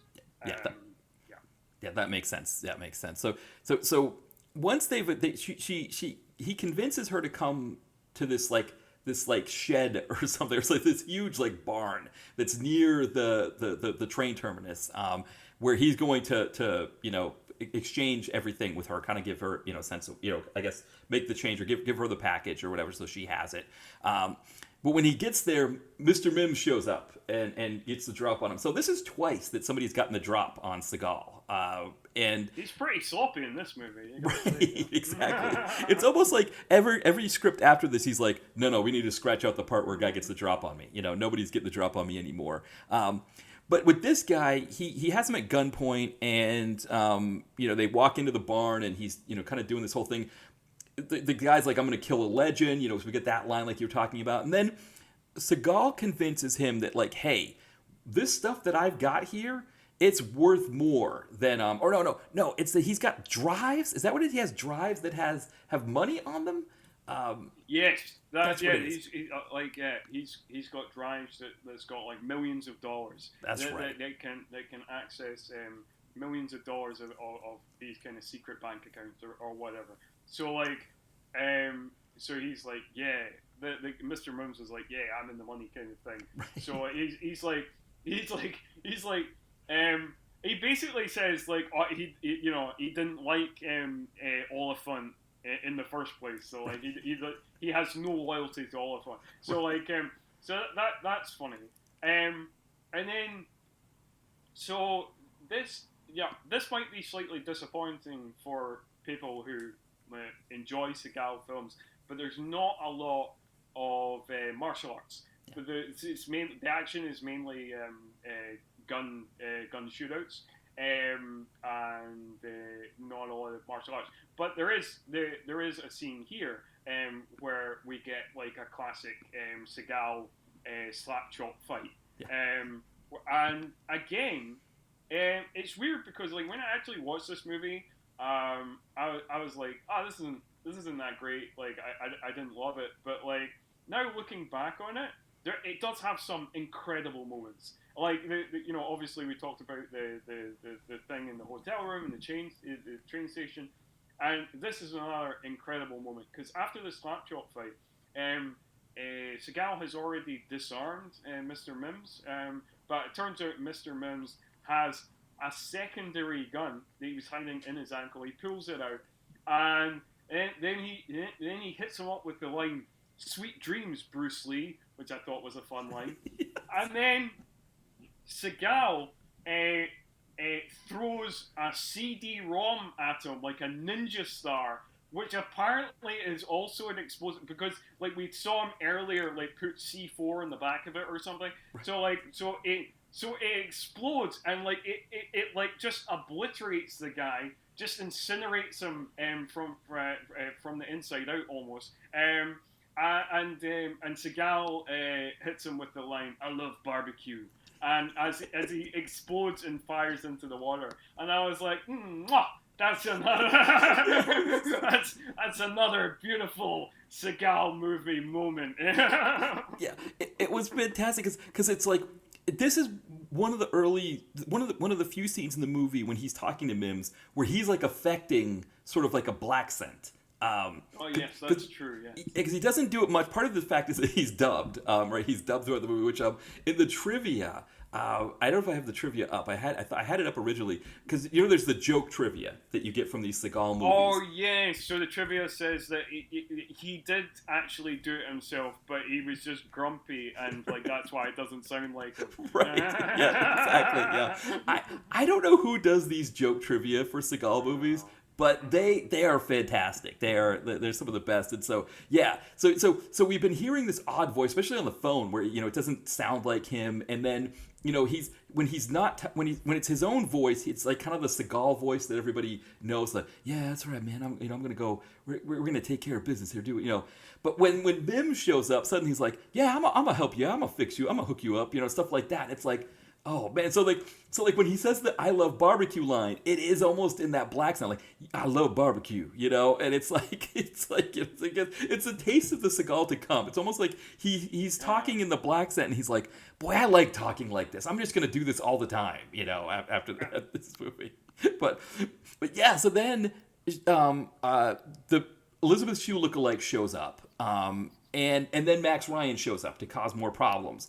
And Seagal's able to take him out. I can't remember if anything happens here. I feel like something happens here where like he shoots him again, but he's wearing the vest. I think that's what. Yeah, and then he just. I think they fight and he just knocks him out. That's right. I don't think he shoots him again. It's later he shoots him. Yeah.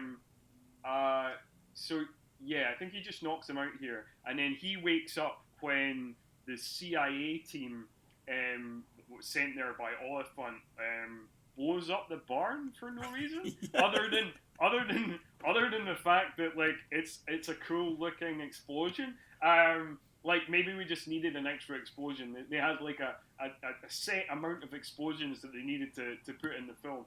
And they were like, fuck it, yeah, we'll blow up this barn. And it is quite cool because we get like one of those great action movie somebody running in slow-mo away from an explosion. So that's cool.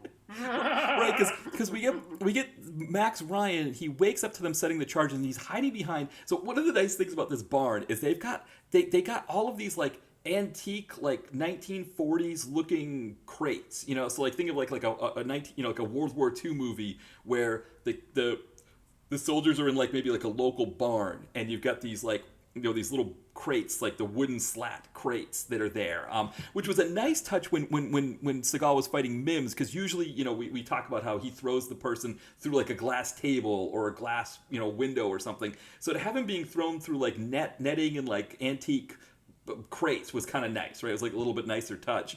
And then, like you said, like Max Ryan wakes up and he's hiding behind them, watching them put the C4 charges, and he's like biding his time and waiting for them to leave. And then he kind of runs out just before they set the charges off. And like you said, he's kind of like yelling with the slow motion thing, which I've heard that if an actor is near one of those explosions, they have to have their mouth open because the sound, I guess, will like cause their eardrums to blow up. James Woods talked about that in Vampires, like when he walks out of the building that blows up with all the vampires in it. Like he had his mouth open for that scene, and he said like I had to have my mouth open because they said it would rupture my eardrums if I didn't. Oh, I didn't know that. Okay. Yeah. So I think that's why Max Ryan has his mouth open when he's running, as they're like, just, obviously none of that is going to happen with Seagal, right? Like, we've already established at this stage, even if Seagal's a little bit more engaged in this movie than other movies, we've established that he is not going to be running from an exploding shed, or an exploding barn. And so that's why Max Ryan's here. He's kind of like the early version of the younger guy who does the heavy lifting as well. Yeah, despite being really the villain. Yes. Yeah. Or one of the villains, one of the many villains. Exactly.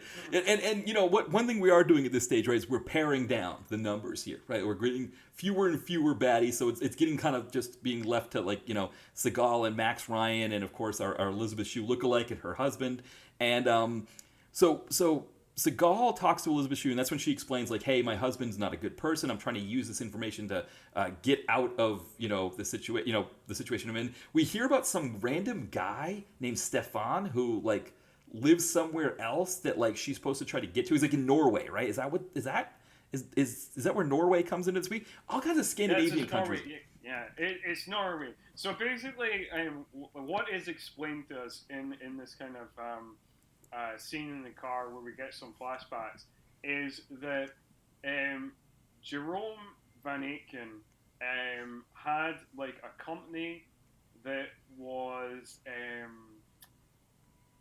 it was like a kind of medical company, but it was actually a front for making biological weapons that were funded by Jerome and also supported by the CIA unit that Gerald Oliphant runs. And apparently Stefan was one of the lead scientists on this, but had, like, a pang of consciousness and suddenly wanted to be a whistleblower. And the package that we've been following around all this time is like a black box recording that kind of proves that the plane was hijacked, and Jerome Van Aken and Gerald Oliphant was behind the explosion of this plane to kill the whistleblower Stefan, who was also having an affair with Meredith. So a lot of moving parts, but that's basically what I got from that sequence. Yeah, and so Seagal, because, you know, Elizabeth Shue, or, you know, the poor man's Elizabeth Shue that we have here, she's beautiful. He's all in for her story, and there is a sense we have to wonder if she's telling the truth or not. And we get this moment, right, where he goes and confronts Van Aken. And Van Aken, of course, he's like in a tailored shirt with a tie and the pants of his suit, but that has the smoking jacket over that, which is just like, it's almost like they just pulled that out of, like, a bad, like Family Guy making fun of that thing. Yeah, it's beautiful. But then he's there telling Seagal all this stuff about how, don't believe my wife, she's not telling the truth, none of it's true, I'm telling you the truth, give me the package back. And, you know, and Seagal kind of knows, like, I'm not going to believe this guy, right? Like, I don't want to believe him. And so he talks to her and says, like, I can get you to France, and then from there we can get you to Norway, if that's the plan. And she agrees to it. She's, you know, it's great. So he's like, okay, pick up your daughter, because they have a daughter. She has a daughter, Clarissa. She wants to bring the daughter with her, you know, and then go try to get out of here. At the same time, Max Ryan shows up because he has to, right? And Max Ryan says, hey, you know, you're going to infiltrate, or you're going to, you know, go into Van Aken's estate, you know, just getting past the moat's going to be difficult. So you're going to need somebody else with you here, and I'm happy to help you. And this is despite the fact that we've already seen Seagal infiltrate the Van Aken estate earlier on in the movie. Right. But Seagal is sufficiently convinced that he was like, yeah, no, I did it once, but I guess it's a different time of day. The security rotation is heavier at this time in the afternoon, I guess. So yes, I guess I will need your help for this one. Yeah. So they go in. They start, you know, bumping off guards here or there, and that's where we get this sequence where, Max Ryan has, or Dunwar, he's got this sniper rifle that he's brought with him. And the whole point is supposed to be that, you know, the sniper rifle is supposed to provide cover, right? That the sniper rifle takes out people, and then Seagal can sneak in. But he says, I don't know if I'm going to be able to do it. I've only got 6 shots, and there's 7 guards. You know, listen, you're the best. Why don't you do it? And of course, Seagal's like, yeah, let me have it. You know, and he gives Dunwar a gun. He gives him one of his own guns. Says, here, take my gun. It's like, okay, fine, that works. I'll take your gun. And then Seagal, of course, easily takes them out. And I mean, we get the deaths here. These are classic action movie deaths, right? Like, you've got people walking, and there's the I just mopped their death, right? Which is the character who's like, who gets shot and suddenly slips, their feet come out from under them, like they just hit a wet patch or a banana peel or something. We get some shimmy deaths. We get people who get hit on the shoulder and they're done. Because the same thing too is that Seagal is supposed to be this crack shot, but he's just like hitting guys on the shoulder, and then like the blood squib is going everywhere. Tons of Hawaiian punch or melted cherry starburst. But hey, he takes. We should also mention, like, I think my favorite death is the guy that Seagal kicks real hard and then stumbles backwards over a wall and falls into the water. Yes. It's a real good one. Right, because that's that famous straight kick that he claims he taught Anderson Silva. That's the one. That's the one. Yeah. So we're like only a few years before that, right? Because this is 2003, and Silva's reign is kind of in the mid 2000s. Yeah, that would be. It was like later on, wasn't it? Yeah, right. Like, I think like Silva first becomes champion in like 2006. Yeah. But it was like a few years into his reign when that whole thing, the Seagal thing, Right. it was maybe like 2009 or like or maybe somewhere around that the Seagal thing, because like Seagal claimed that he taught that to Anderson Silva, but also like I'm pretty sure he tried to claim a similar thing with Lyoto Machida as well. Yes. Yeah. Like when, because I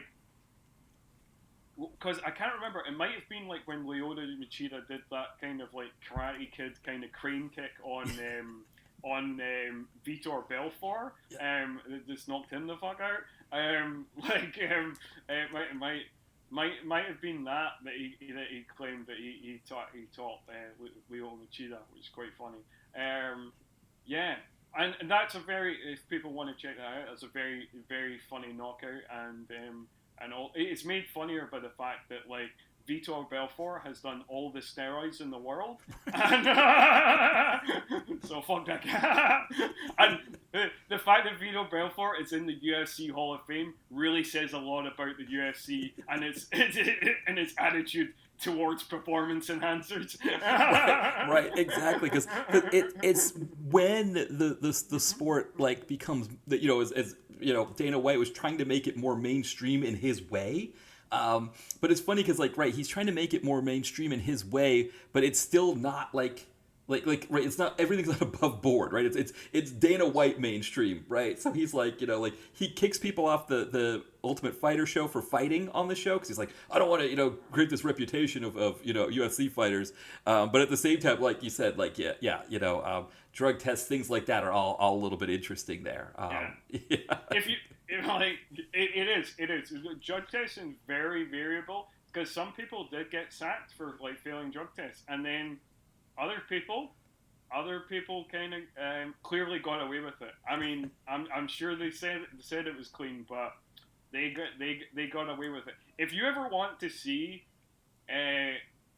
two men who are on all of the steroids, then check out the fight between Alistair Overeem and Brock Lesnar, where Alistair Overeem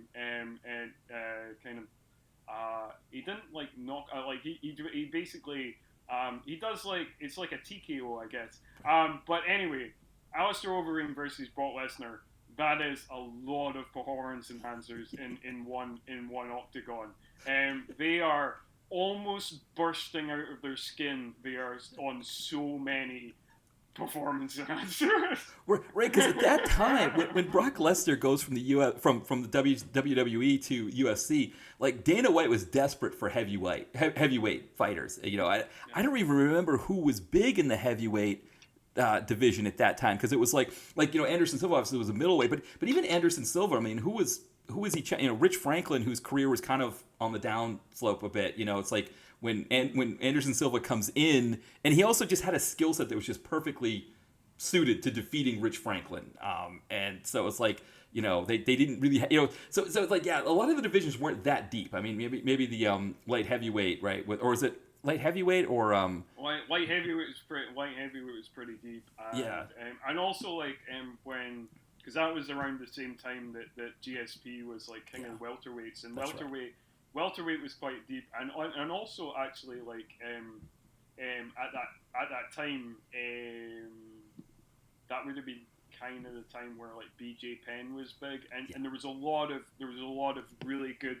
There was a lot of really good kind of lightweights like Kenny Florian, Sean Sherk, like all and then obviously later on like the likes of your Frankie Edgars and stuff like that, and Benson Henderson's, and so the lightweight was pretty strong at that time, but yeah, heavyweight was real weak, and I guess like that was the time when kind of Randy Couture was getting quite old. Yeah. The other big heavyweights had kind of fallen off, and were the likes of there was a time where obviously the kind of two big heavyweights were like Tim Sylvia and Andrei Arlovsky, and like Tim Sylvia was never that popular, people were, he was never really a draw, and Andrei Arlovsky is he was kind of an up and down kind of fighter, and I think he was quite popular, but so it never had the box office of like light heavyweight, which obviously, because at this time, our kind of mid 2000s still would have been the time of like Chuck Liddell, Ken Shamrock, Tito Ortiz, all that kind of stuff, and then obviously later on, the likes of John Jones and that would kind of come along. So that was always.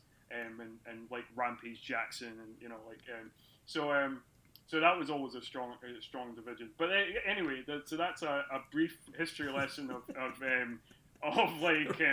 UFC in the 2000s. Exactly. I'll say really quickly. I saw Arlovsky fight live at Mohegan Sun. I think it was UFC 55. But he fought Paul Buentello, and just to give you a sense of how not deep. Yeah, right. Yes, to give you a sense of how not deep the heavyweight division was, we were sitting, up kind of high, and we see what looks to be Arlovsky giving Buentello a double leg takedown, and then Big John McCarthy jumps in and waves off the fight, and everybody was like, "What the hell is that? Why did he wave the fight off?" And then we see the replay and realize that Arlovsky had knocked him out in the first 15 seconds, and Buentello fell forward, and Arlovsky ducked and had to get out of the way of him, and it looked like a double leg takedown. And so it was like, the main event, 15 seconds, we were done. So that was the heavyweight division in the mid 2000s, which is why Dana White was like, Brock Lesnar, please come in, and if you guys are going to roid up, we'll look the other way because we need fighters in this division. Yeah, because that was the time. That was the time where it was like, kind of late 2000s, early 2010s, where there was a lot of talk about should they do like a super heavyweight division, because like there was at that time there was a lot of like huge guys like Brock Lesnar, like Shane Carwin, and like Alistair Overeem, and these massive guys, and they were like, should we like split this up? But then the heavyweight division ended up being ruled for a while by like kind of slightly smaller guys like Cain Velasquez and stuff. So the idea of super heavyweight got kind of scrapped. Kind of like, oh well, if Cain Velasquez can beat Brock Lesnar or whatever, we'll just keep it as heavyweight. Yeah. yeah, exactly. And it's in this time where Anderson Silva is dominating the middleweight division, and you can remember like people like Joe Rogan. He still does color for UFC, doesn't he? He's like still, which is a fascinating thing that somebody who's never actually fought in the ring is like he's the color guy, but he's that good at it that that people appreciated at that time. But he would be talking about like, oh yeah, he was working with Steven Seagal, and then I think he kind of got the sense of it, because I think he was hearing from people that he knew in the the jiu-jitsu world, like Gene LaBelle, that like, no, this is all BS, this is all bullshit, and I got, because I think that was when it started to kind of unravel a bit, that like, no, maybe he wasn't, maybe Seagal wasn't that instrumental. And I mean, part of it was the fact that, again, like Anderson Silva's skill set was just so dominant in the middleweight division at that time. There was really nobody that you could bring against him with what he did at that time. But yeah, there's So there we go, folks. Yeah. A rare example of Joe Rogan not falling for a conspiracy. Exactly. Right. Because if you think of it from a conspiracy theory standpoint, right, it sounds great that Seagal's doing this, but then he looks into it further, and suddenly here's Gene LaBelle.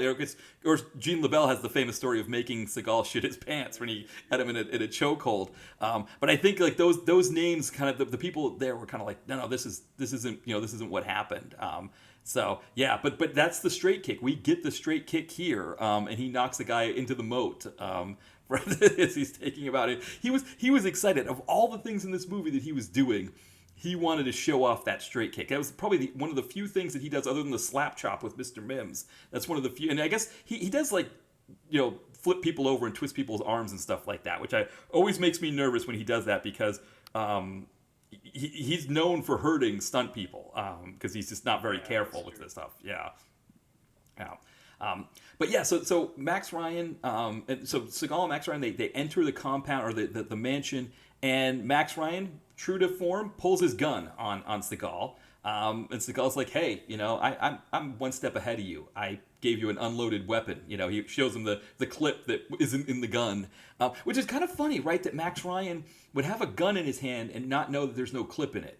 If he's like... Yeah, that's true. He's right. like an experienced assassin. Right, exactly. But yeah, and then, of course, Max Ryan, this is probably the best example of bad choreographed Seagal fighting, is Max Ryan is essentially this big time assassin who's like well trained and all of that. He's just essentially lunging at Seagal so Seagal can like dodge and twist his arms around and flip him around and stuff like that. It's almost like he's just like, like, let me fall into your different holds and flips and things like that, Mr. Seagal.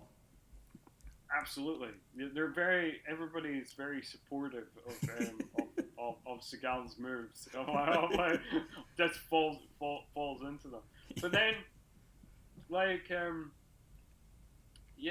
then it seems like, once again, Dumoir has been vanquished. But he's not been. He's still not dead, which is amazing.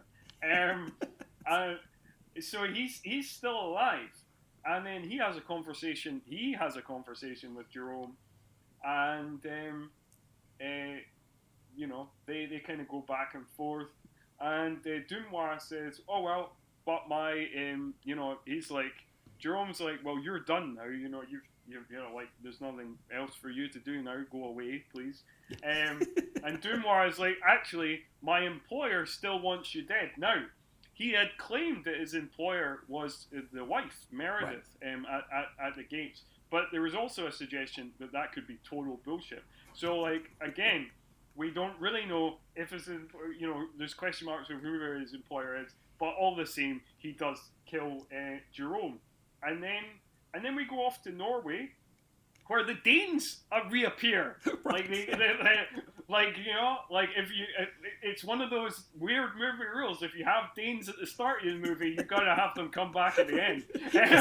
Chekhov's Danes, right? Chekhov's Danes. Exactly. Chekhov's Danes. We still don't know what they're about. They kidnap Meredith. And then basically, very quickly, Jonathan Cole finds Meredith, frees Meredith, and kills the Danes. And then that's the last, there is no more Danes, so we still don't know why they're in this movie at all. Right. And I think he sets one of them on fire, right? Like one of them. That's right. Yeah. One of them, because when they've got the Meredith and her daughter tied up, and apparently, according to the trivia, I don't know if this is true, but when they're rustling them together to bring them into the other room to tie them up, one of them says something in Danish, and apparently it is "tie the bitch up," which so they were maybe accurate there, which we know from Die Hard, right? The German is not always accurate in Die Hard, but the Danish, I guess they wanted to make sure the Danish, of all the things in this movie, right, to make sure that they were spot on about, the Danish was the one that they were like, we're not messing this up, we're gonna. No, we got to be accurate. We got to be accurate exactly. About our Danish. Yeah. Let's not fuck about, guys. So No. We don't want to offend the Danes. You never know when they're going to turn up and try and kidnap you or murder you, ambush you. So, like, we don't want to be pissing off those Danes. Yes. We've got to get that in order. Now, I've never been to Denmark before. I remember when I was in college, I got sent this thing sort of cold sent, like it wasn't something like I applied for, something like that, about doing an exchange year in Denmark. The problem is that it cost money. I was like, I can't afford to pay. It was like thousands of dollars. I was like, I can't afford thousands of dollars to do an exchange program in Copenhagen. But I'm kind of glad I didn't now, because I worry like what would have potentially. I mean, it feels like you go down the wrong street in Copenhagen, and the next thing you know, you're in amongst a deadly group of Danes. Yeah. Now, I know our you never know when Lars Ulrich will pull a hit on you. You know, like exactly. No, the podcast has charted a couple times in Norway, but I don't know if we are popular in Denmark. I don't know if the Danes are. Maybe now you will be. You know, like right. Maybe some kind of AI generator that sees the word Denmark, Danish, Danes come up however many times. Like, whoa, they're talking about Denmark here, and then they get into the podcast and realize that we're poking fun here and there. But it's like I mean apparently the pastries are great in Denmark. I think that's the one thing, right? That you. Oh yeah. Yeah. I mean, Danish, like back when back before I became gluten-free because of stomach issues, Danish pastries, very good. Danish bacon, very good. A lot of good things from Denmark. You know, a lot of, great filmmakers like Lars von Trier. That's right. Great actors like Mads Mikkelsen, possibly the greatest name in cinema. A lot of great things in Denmark. I have nothing against Denmark. So don't put any of your hit squads out on me. If anything, we could implore the Danish that hey, we could say hey, just keep in mind that the opinions of this film do not directly reflect the Direct to Video Connoisseur podcast, Matthew Poirier or Scott Murphy. These are the opinions of the people who made The Foreigner on what they feel about the Danish people. Exactly. Do not reflect on us at all. So I'm glad we got that cleared up. You know, so just in case, seemed like a dangerous bunch. So I guess like there's not actually much left in the movie. Like the movie, I don't know how you feel, but like the movie just kind of decides that it's like, well, I guess it's time to wrap things up. We've not explained everything, but we've explained enough. So we have like one last scene back in quote unquote Paris, where Meredith and Cold enjoy a whiskey together because she senses that he's not a wine man, he's a whiskey man. And then they go and visit a cafe. Jonathan Cold has to nip out of the cafe, and when he comes back, Meredith and the daughter have disappeared. They left him a letter, but the letter is picked up by none other than Dunoir. He's back. Yeah. So Dunoir is he's back. We have one last slap chop fight, and Dunoir is finally taken down with a karate chop to the throat, which presumably kills him. We are led to assume, and then basically the movie ends with Seagal reading a letter from Meredith. We get some off-screen narration from Meredith, and what makes this scene funny is Seagal is, Seagal's a rather big bloke, not just in terms of girth, but in height and stuff like that. And he's sitting on the end of this tiny boat that looks like it's a boat that looks like it's not made for him. Like a made for a child. It's a very small boat. And he's just perched on the end of it. And then the movie just ends. It just cuts the credits. And you're like, wow, I did not expect that was going to be our end sequence. Yeah, but it was. And then we get that song for the credits that's like something about, I can't remember the line. Save Me, right? Something like... yeah. Yeah, I think so. I think like the song, I think maybe misrepresented the song, because like you might have thought it was like a kind of post-grunge song, but it is like kind of the more... It's in a Seagal vein. It is in that kind of Seagal kind of white man blues type vein, that you get in Seagal films. It's not as good as some of the other ones, like what's that one? I think it's called Stand Back or Stand. The one at the end of Out for Justice that's done by Greg Allman. Oh right, yes, yeah. Yeah, it made me think of that. But that's a much more fun song, I think. So yeah, that's it. That's the end of the movie. I have to say that this isn't a great film, but I would recommend this film for a couple of great sequences that we've mentioned. The one in the train station, the one in the barn, and also, like, Max Ryan, I don't think is the greatest actor in the world, but he is very fun in this movie and kind of makes the movie. Like, the Dunoir character, his kind of nonchalance to everything, his kind of, like, the fact that he just kills everybody on sight without any thought to witnesses or any possible repercussions, and the fact that no matter what he's doing, he's always got a half-smoked cigarette hanging out his mouth, which for some reason just amused me. The fact that he's just like, he's not taking that health advice. He's still very much a 20 to 30 a day man. Even in 2003, where people were like, yeah, we're starting to think about a smoking ban. Because I don't know how it is, like for example in New Zealand or in the United Kingdom, but here in America, cigarettes are so heavily taxed that like if you were like a pack a day person, it's like $15, or 12 to 15 depending on the brand that you get. And it always blows my mind because like a lot of times I'll go to like convenience stores or whatever that sell them, and somebody will be in line ahead of me getting their cigarettes, and I'm just like, I can't even imagine. Like my wife did smoke well before we met, and she quit because she'd gotten bronchitis, and it just allowed her to just quit suddenly. And I do wonder like what either of us would do if either of us smoked, like how we would be able to afford that. And so, I guess like at the time, in 2003, cigarettes were cheaper, right? Yes, even in the UK, and like I don't, in terms of like the tax, in terms of the tax, in the UK, which is called VAT, you could go to I mean, I don't know, maybe he's good because often if people were smokers back in those days, because I smoked back in 2003, if they were going on holiday to Spain, for example, you could get cheaper cigarettes that were also like tax free.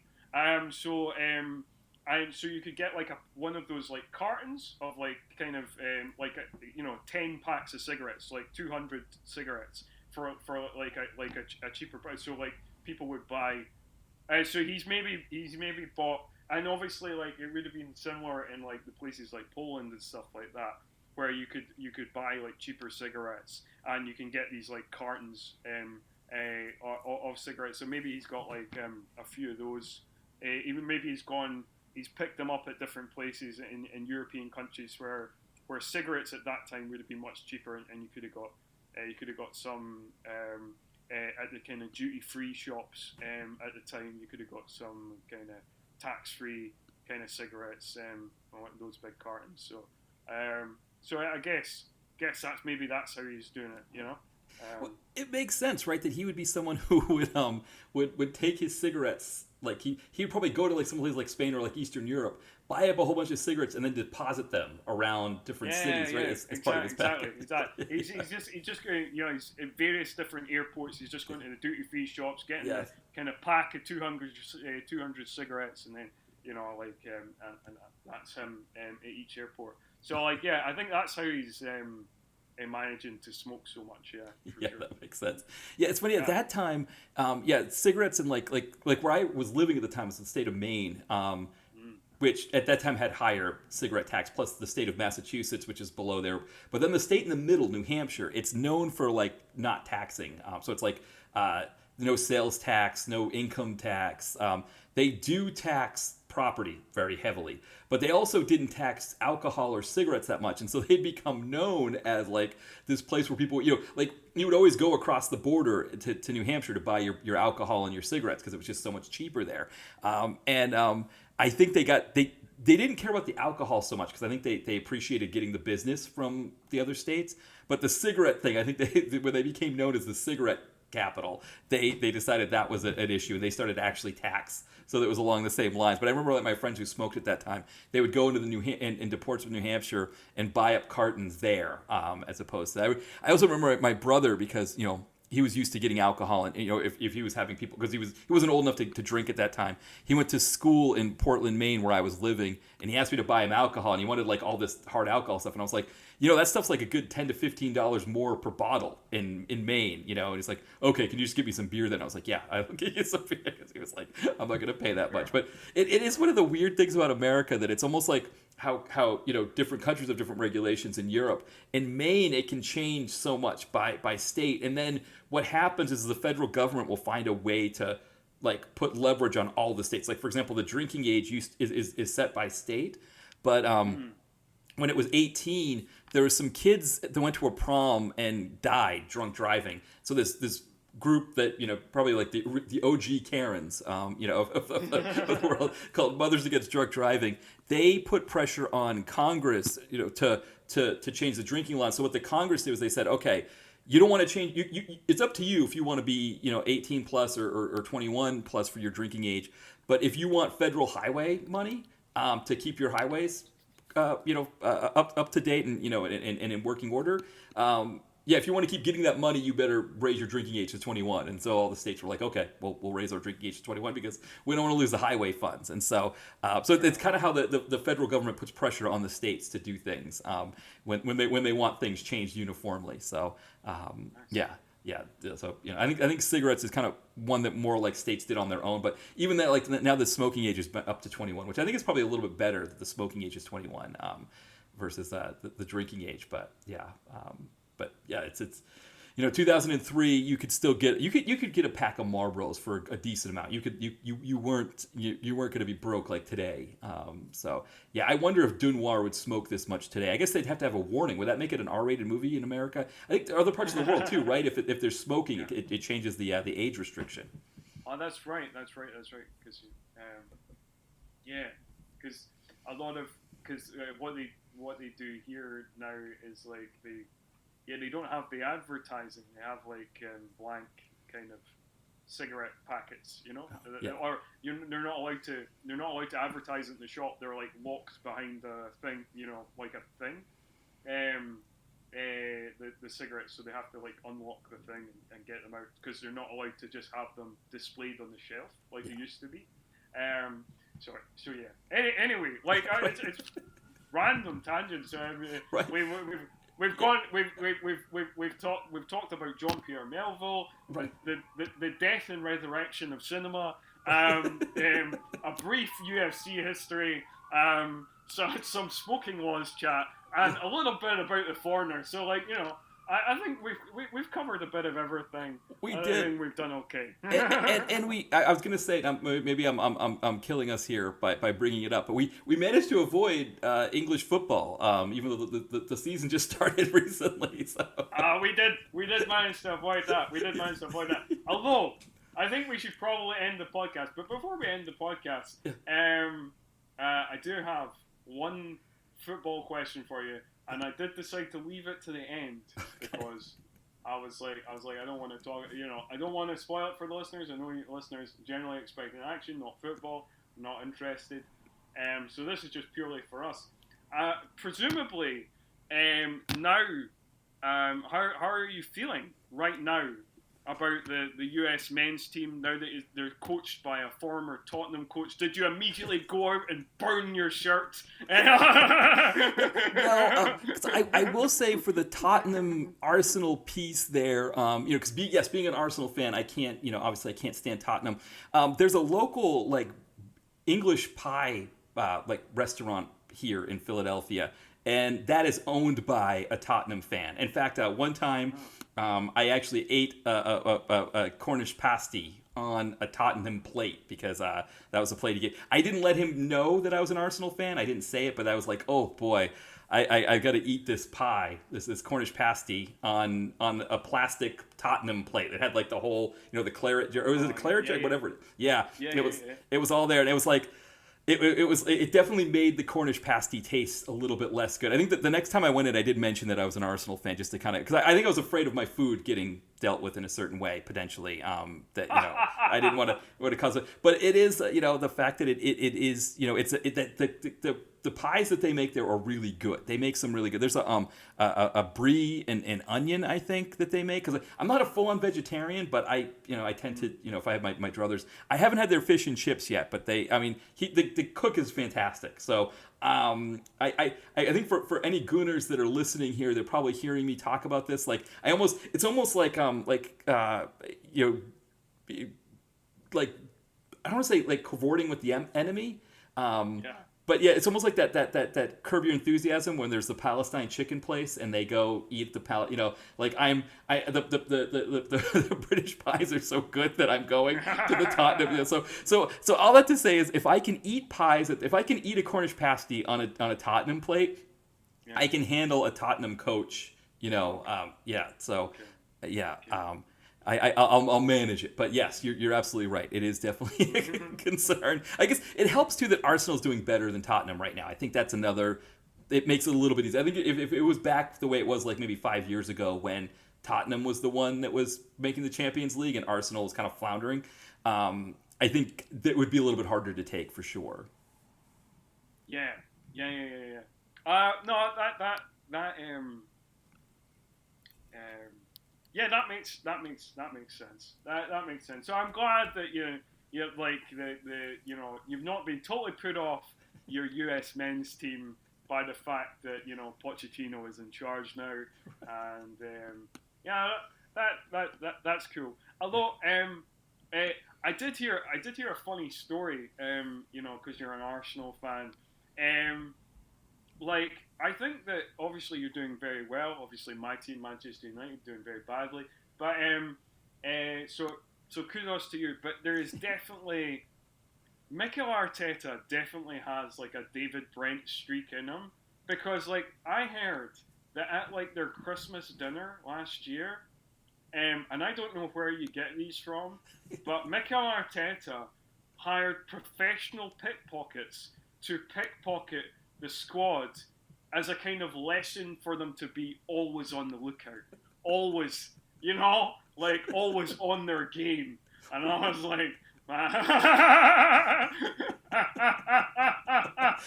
so, he's a funny guy, that Arteta. He's a funny guy. I love the idea because so in America, the one city that you have to really be concerned about pickpockets is New York, and so I will put my wallet in my front pocket, partly for that, and usually because I'm also taking the train up to New York, and I don't want to sit on my wallet all that time. Yeah. But I love the idea that it's New York City and Arsenal parties are where you need to have your wallet in your front pocket. I mean, yeah, I can only imagine. I mean, you're going to this party and you've got this wallet, because it's probably not only the wallet, probably the phone is probably getting taken, right? Like you probably get your phone. Yeah, probably. Yeah, like you're wearing like a suit jacket to the party because it's probably a fancier deal, right? So you've got your sport coat and you've got the phone in that sport coat. And I don't know about you, but I know for me with my phone, especially when I'm traveling, it's like I'm constantly tapping my leg to make sure I have it because I've got it in my front pocket. I can imagine like you're tapping your coat and then you're like, wait a second, what happened? Where did my phone go? And it's like exactly. Like they're just sitting there, like keeping the Norwegian and the Scandinavian connection going. Poor Martin Odegaard is just sitting there trying to enjoy his club Christmas lunch, right. And he's got to be on the lookout for fucking pickpockets. Now, in terms of like the professional ones, I remember there was this show that used to be on National Geographic here in America. I don't know where it would have been in the UK, but this I don't think he was a journalist. His name was Connor Woodman. He would go throughout the world like exposing scams and things like that happen in different parts of the world. And he was in France like trying to find a pickpocket. And I guess he'd like put out the word for like handlers to find a pickpocket. And it ended up being this kid from Romania who wasn't really even that good at being a pickpocket. And he was like, well, I mean, this is the best I can do, so maybe I'll talk with this kid. And then I think the kid knew people that were better pickpockets. And so I don't know if you're Mikel Arteta, like how you find, like you said, how you find professional pickpockets. If it's maybe like people who've gotten reformed and like the police departments hire them to like come up with ways to protect the public. Maybe that's how. Maybe you get time off your sentence. Maybe right. I guess it must be something like that. Yeah. Yeah. No, I just thought it was a hilarious, hilarious story. Yeah. God, that would be a great like movie. Like that would be like in the Knives Out tradition, right? Like if like like if somebody in the night like the pickpocket finds something that they weren't supposed to find on somebody, and that person kills them, and then it's like the mystery unravels, and it's like oh yes, Arthur Chestworthy was always a fan of having pickpockets at his parties, and then there's Chris Evans with the white cable knit sweater, like I don't know, yeah, so. Yeah. Well, we did. So we did get a little EPL in here. We did. We did. Managed to have it either. Yeah. So I guess now, it's like we've had the full meal. I think Yes. because like there's been a theme of like you mentioning kind of like wrestling on the podcast. I'm pretty sure we mentioned wrestling at some stage. We mentioned UFC. We've done all our Seagal bits. We've gone off in more art house cinema. We often do that, and we've mentioned football. So the full. I think we've done the full 7 courses of all our tics and tropes that we normally do. Yes, exactly. Well, then maybe as we're wrapping up here, obviously, you get your plugs, Scott. I was going to mention, so as we're recording this, your most recent episode was Clear and Present Danger, but I actually really, not that I didn't I like the Clear and Present Danger one for sure, but I love that you did The Crow right as the new Crow movie came out. Yeah. Yeah, I haven't seen that new Crow. Okay, sirens going by right as I'm about to speak. I've got sirens going by, but I don't know if you. This is how the podcast is. That's actually what you don't know, listener, is that's the Danes. The Danes are coming from right. Exactly. Yes. Right.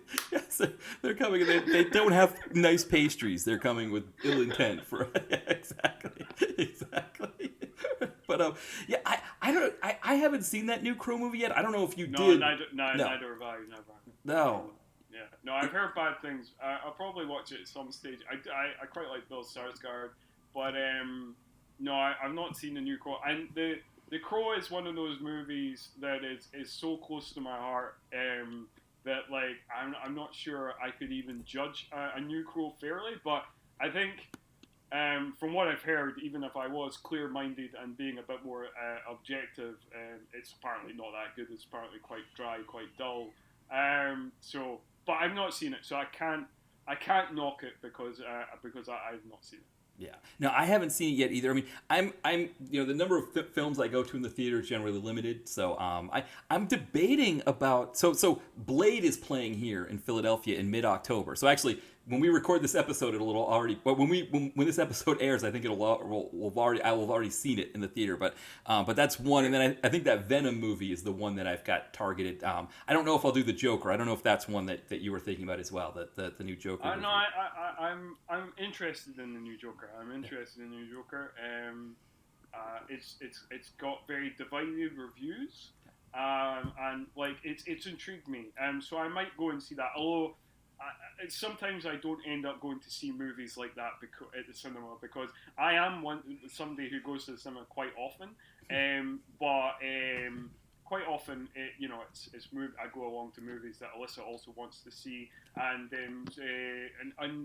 she likes quite a broad range of things, and she's quite happy to go to a lot of horror movies, and sometimes I even manage to drag her along to an action movie like The Fall Guy, and I think like The Fall Guy was really like I really got away with that one of just being like, look.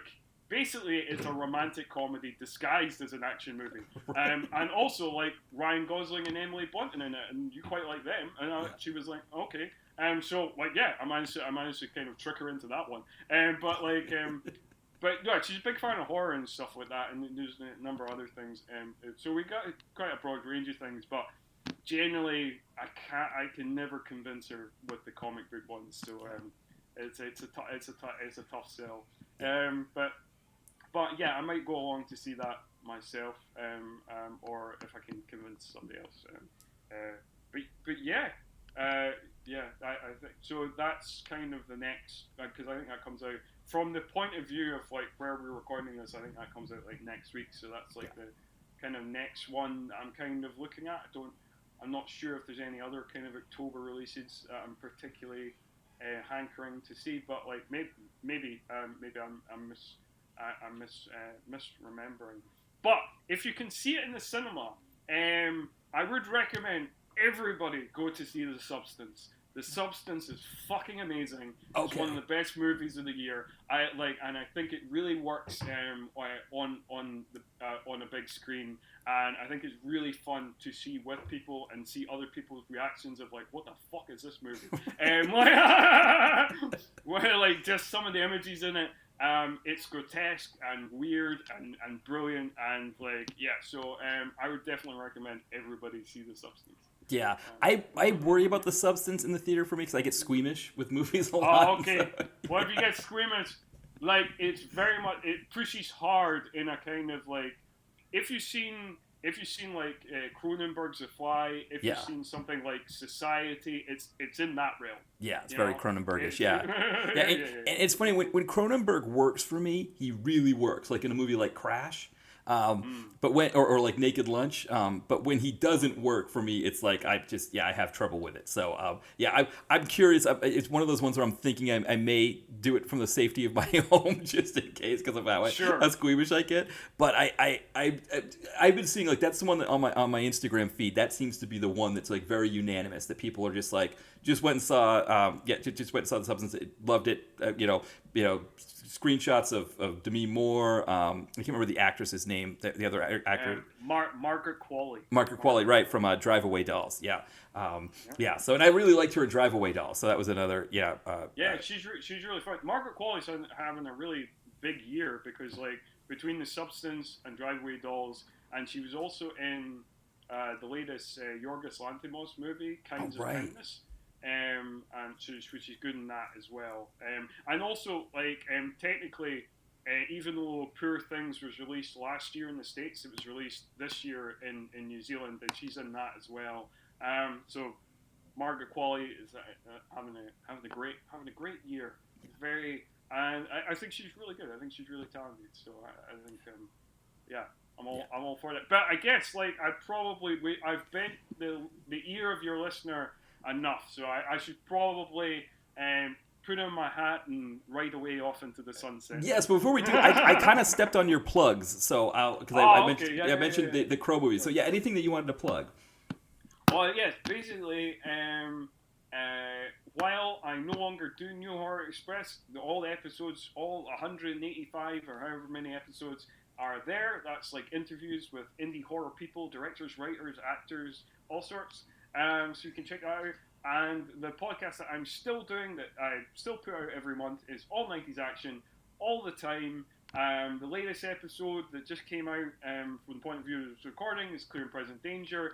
In October, a couple of weeks after this episode, or it comes out, whatever, we'll be doing Leon. And we've got lots of fun things planned for our 1995-2025 season next year, so fun things coming up, and kind of fun looks, nostalgic looks at kind of 90s films. So so that's me. Do it quick. It's always fun. I think 1994 has been a very fascinating year to kind of as we go through it on your podcast. So I'm excited to see what 95 holds as well, because I was realizing when I was talking about Die Hard with a Vengeance that I was 16 for that year. So it's like, wow, that's like a kind of a big year, whereas like in high school and kind of really present. But 94 is a fascinating one. So so for people out there, it's really fun whether you're really young and you weren't alive or present in or you don't really remember the early 90s or the mid 90s. It's fun from that standpoint to kind of get a sense of like what people's experiences were with those movies. But I think for someone like my age, it's always kind of fun to go back in time and be like, what was I doing in 94 when I watched this movie? Did I watch that in the theater? Did I see it in VHS? And then like kind of the conversations that you have around them are always fun. absolutely. Absolutely. So yeah, we got plenty of fun stuff coming up in 95-25. Absolutely perfect, excellent. Well, thank you again, Scott, for coming on. This was another fun Seagal conversation. We're still kind of making our way through his oeuvre, so to speak. But yeah, we're kind of. I gotta feel like this one wasn't as much of a slog to get through, which helps. No, absolutely not. Yeah. Absolutely not. Absolutely not. Yeah. No, it was a fun one. Thanks for having me on again. And yes, no, it's all worth it. I put up a Twitter post saying, or the last time I came on, that I don't know why I'm doing this, but I have fun with it. I think it creates fun podcast content. I hope other people agree. Yes. And then Rich Hawes from the DTV Digest replied to me and said, I do agree, and thanks for your service. And I was like, well, that makes it all worth it. Yes. Yeah, he's amazing. a huge Seagal fan. I think he mentioned when he was on recently that he's been enjoying these. So yeah. Yes, no, I heard that, and I was like, even if it's just one other person enjoying this, Right, no. that gives me great joy. So I was very pleased to see that. Yeah. It seems like people like Seagal content in general. That seems to be one that people just get a kick out. But I think they're appreciating our approach to these movies. Even if we have tangents here and there, the approach to sort of how we're trying to make sense of the Seagal, I'll say it again, oeuvre. It's that way. So yeah. All right. Well, thank you again, Scott, for coming on, and thank you everybody for listening. And we'll be back soon. Bye, everyone.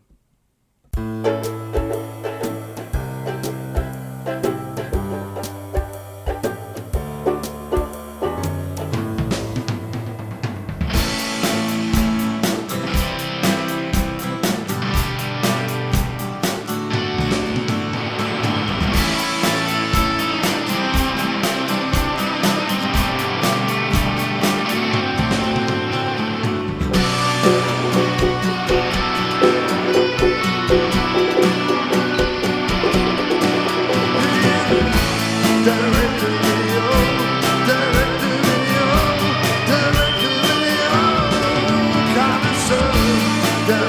video,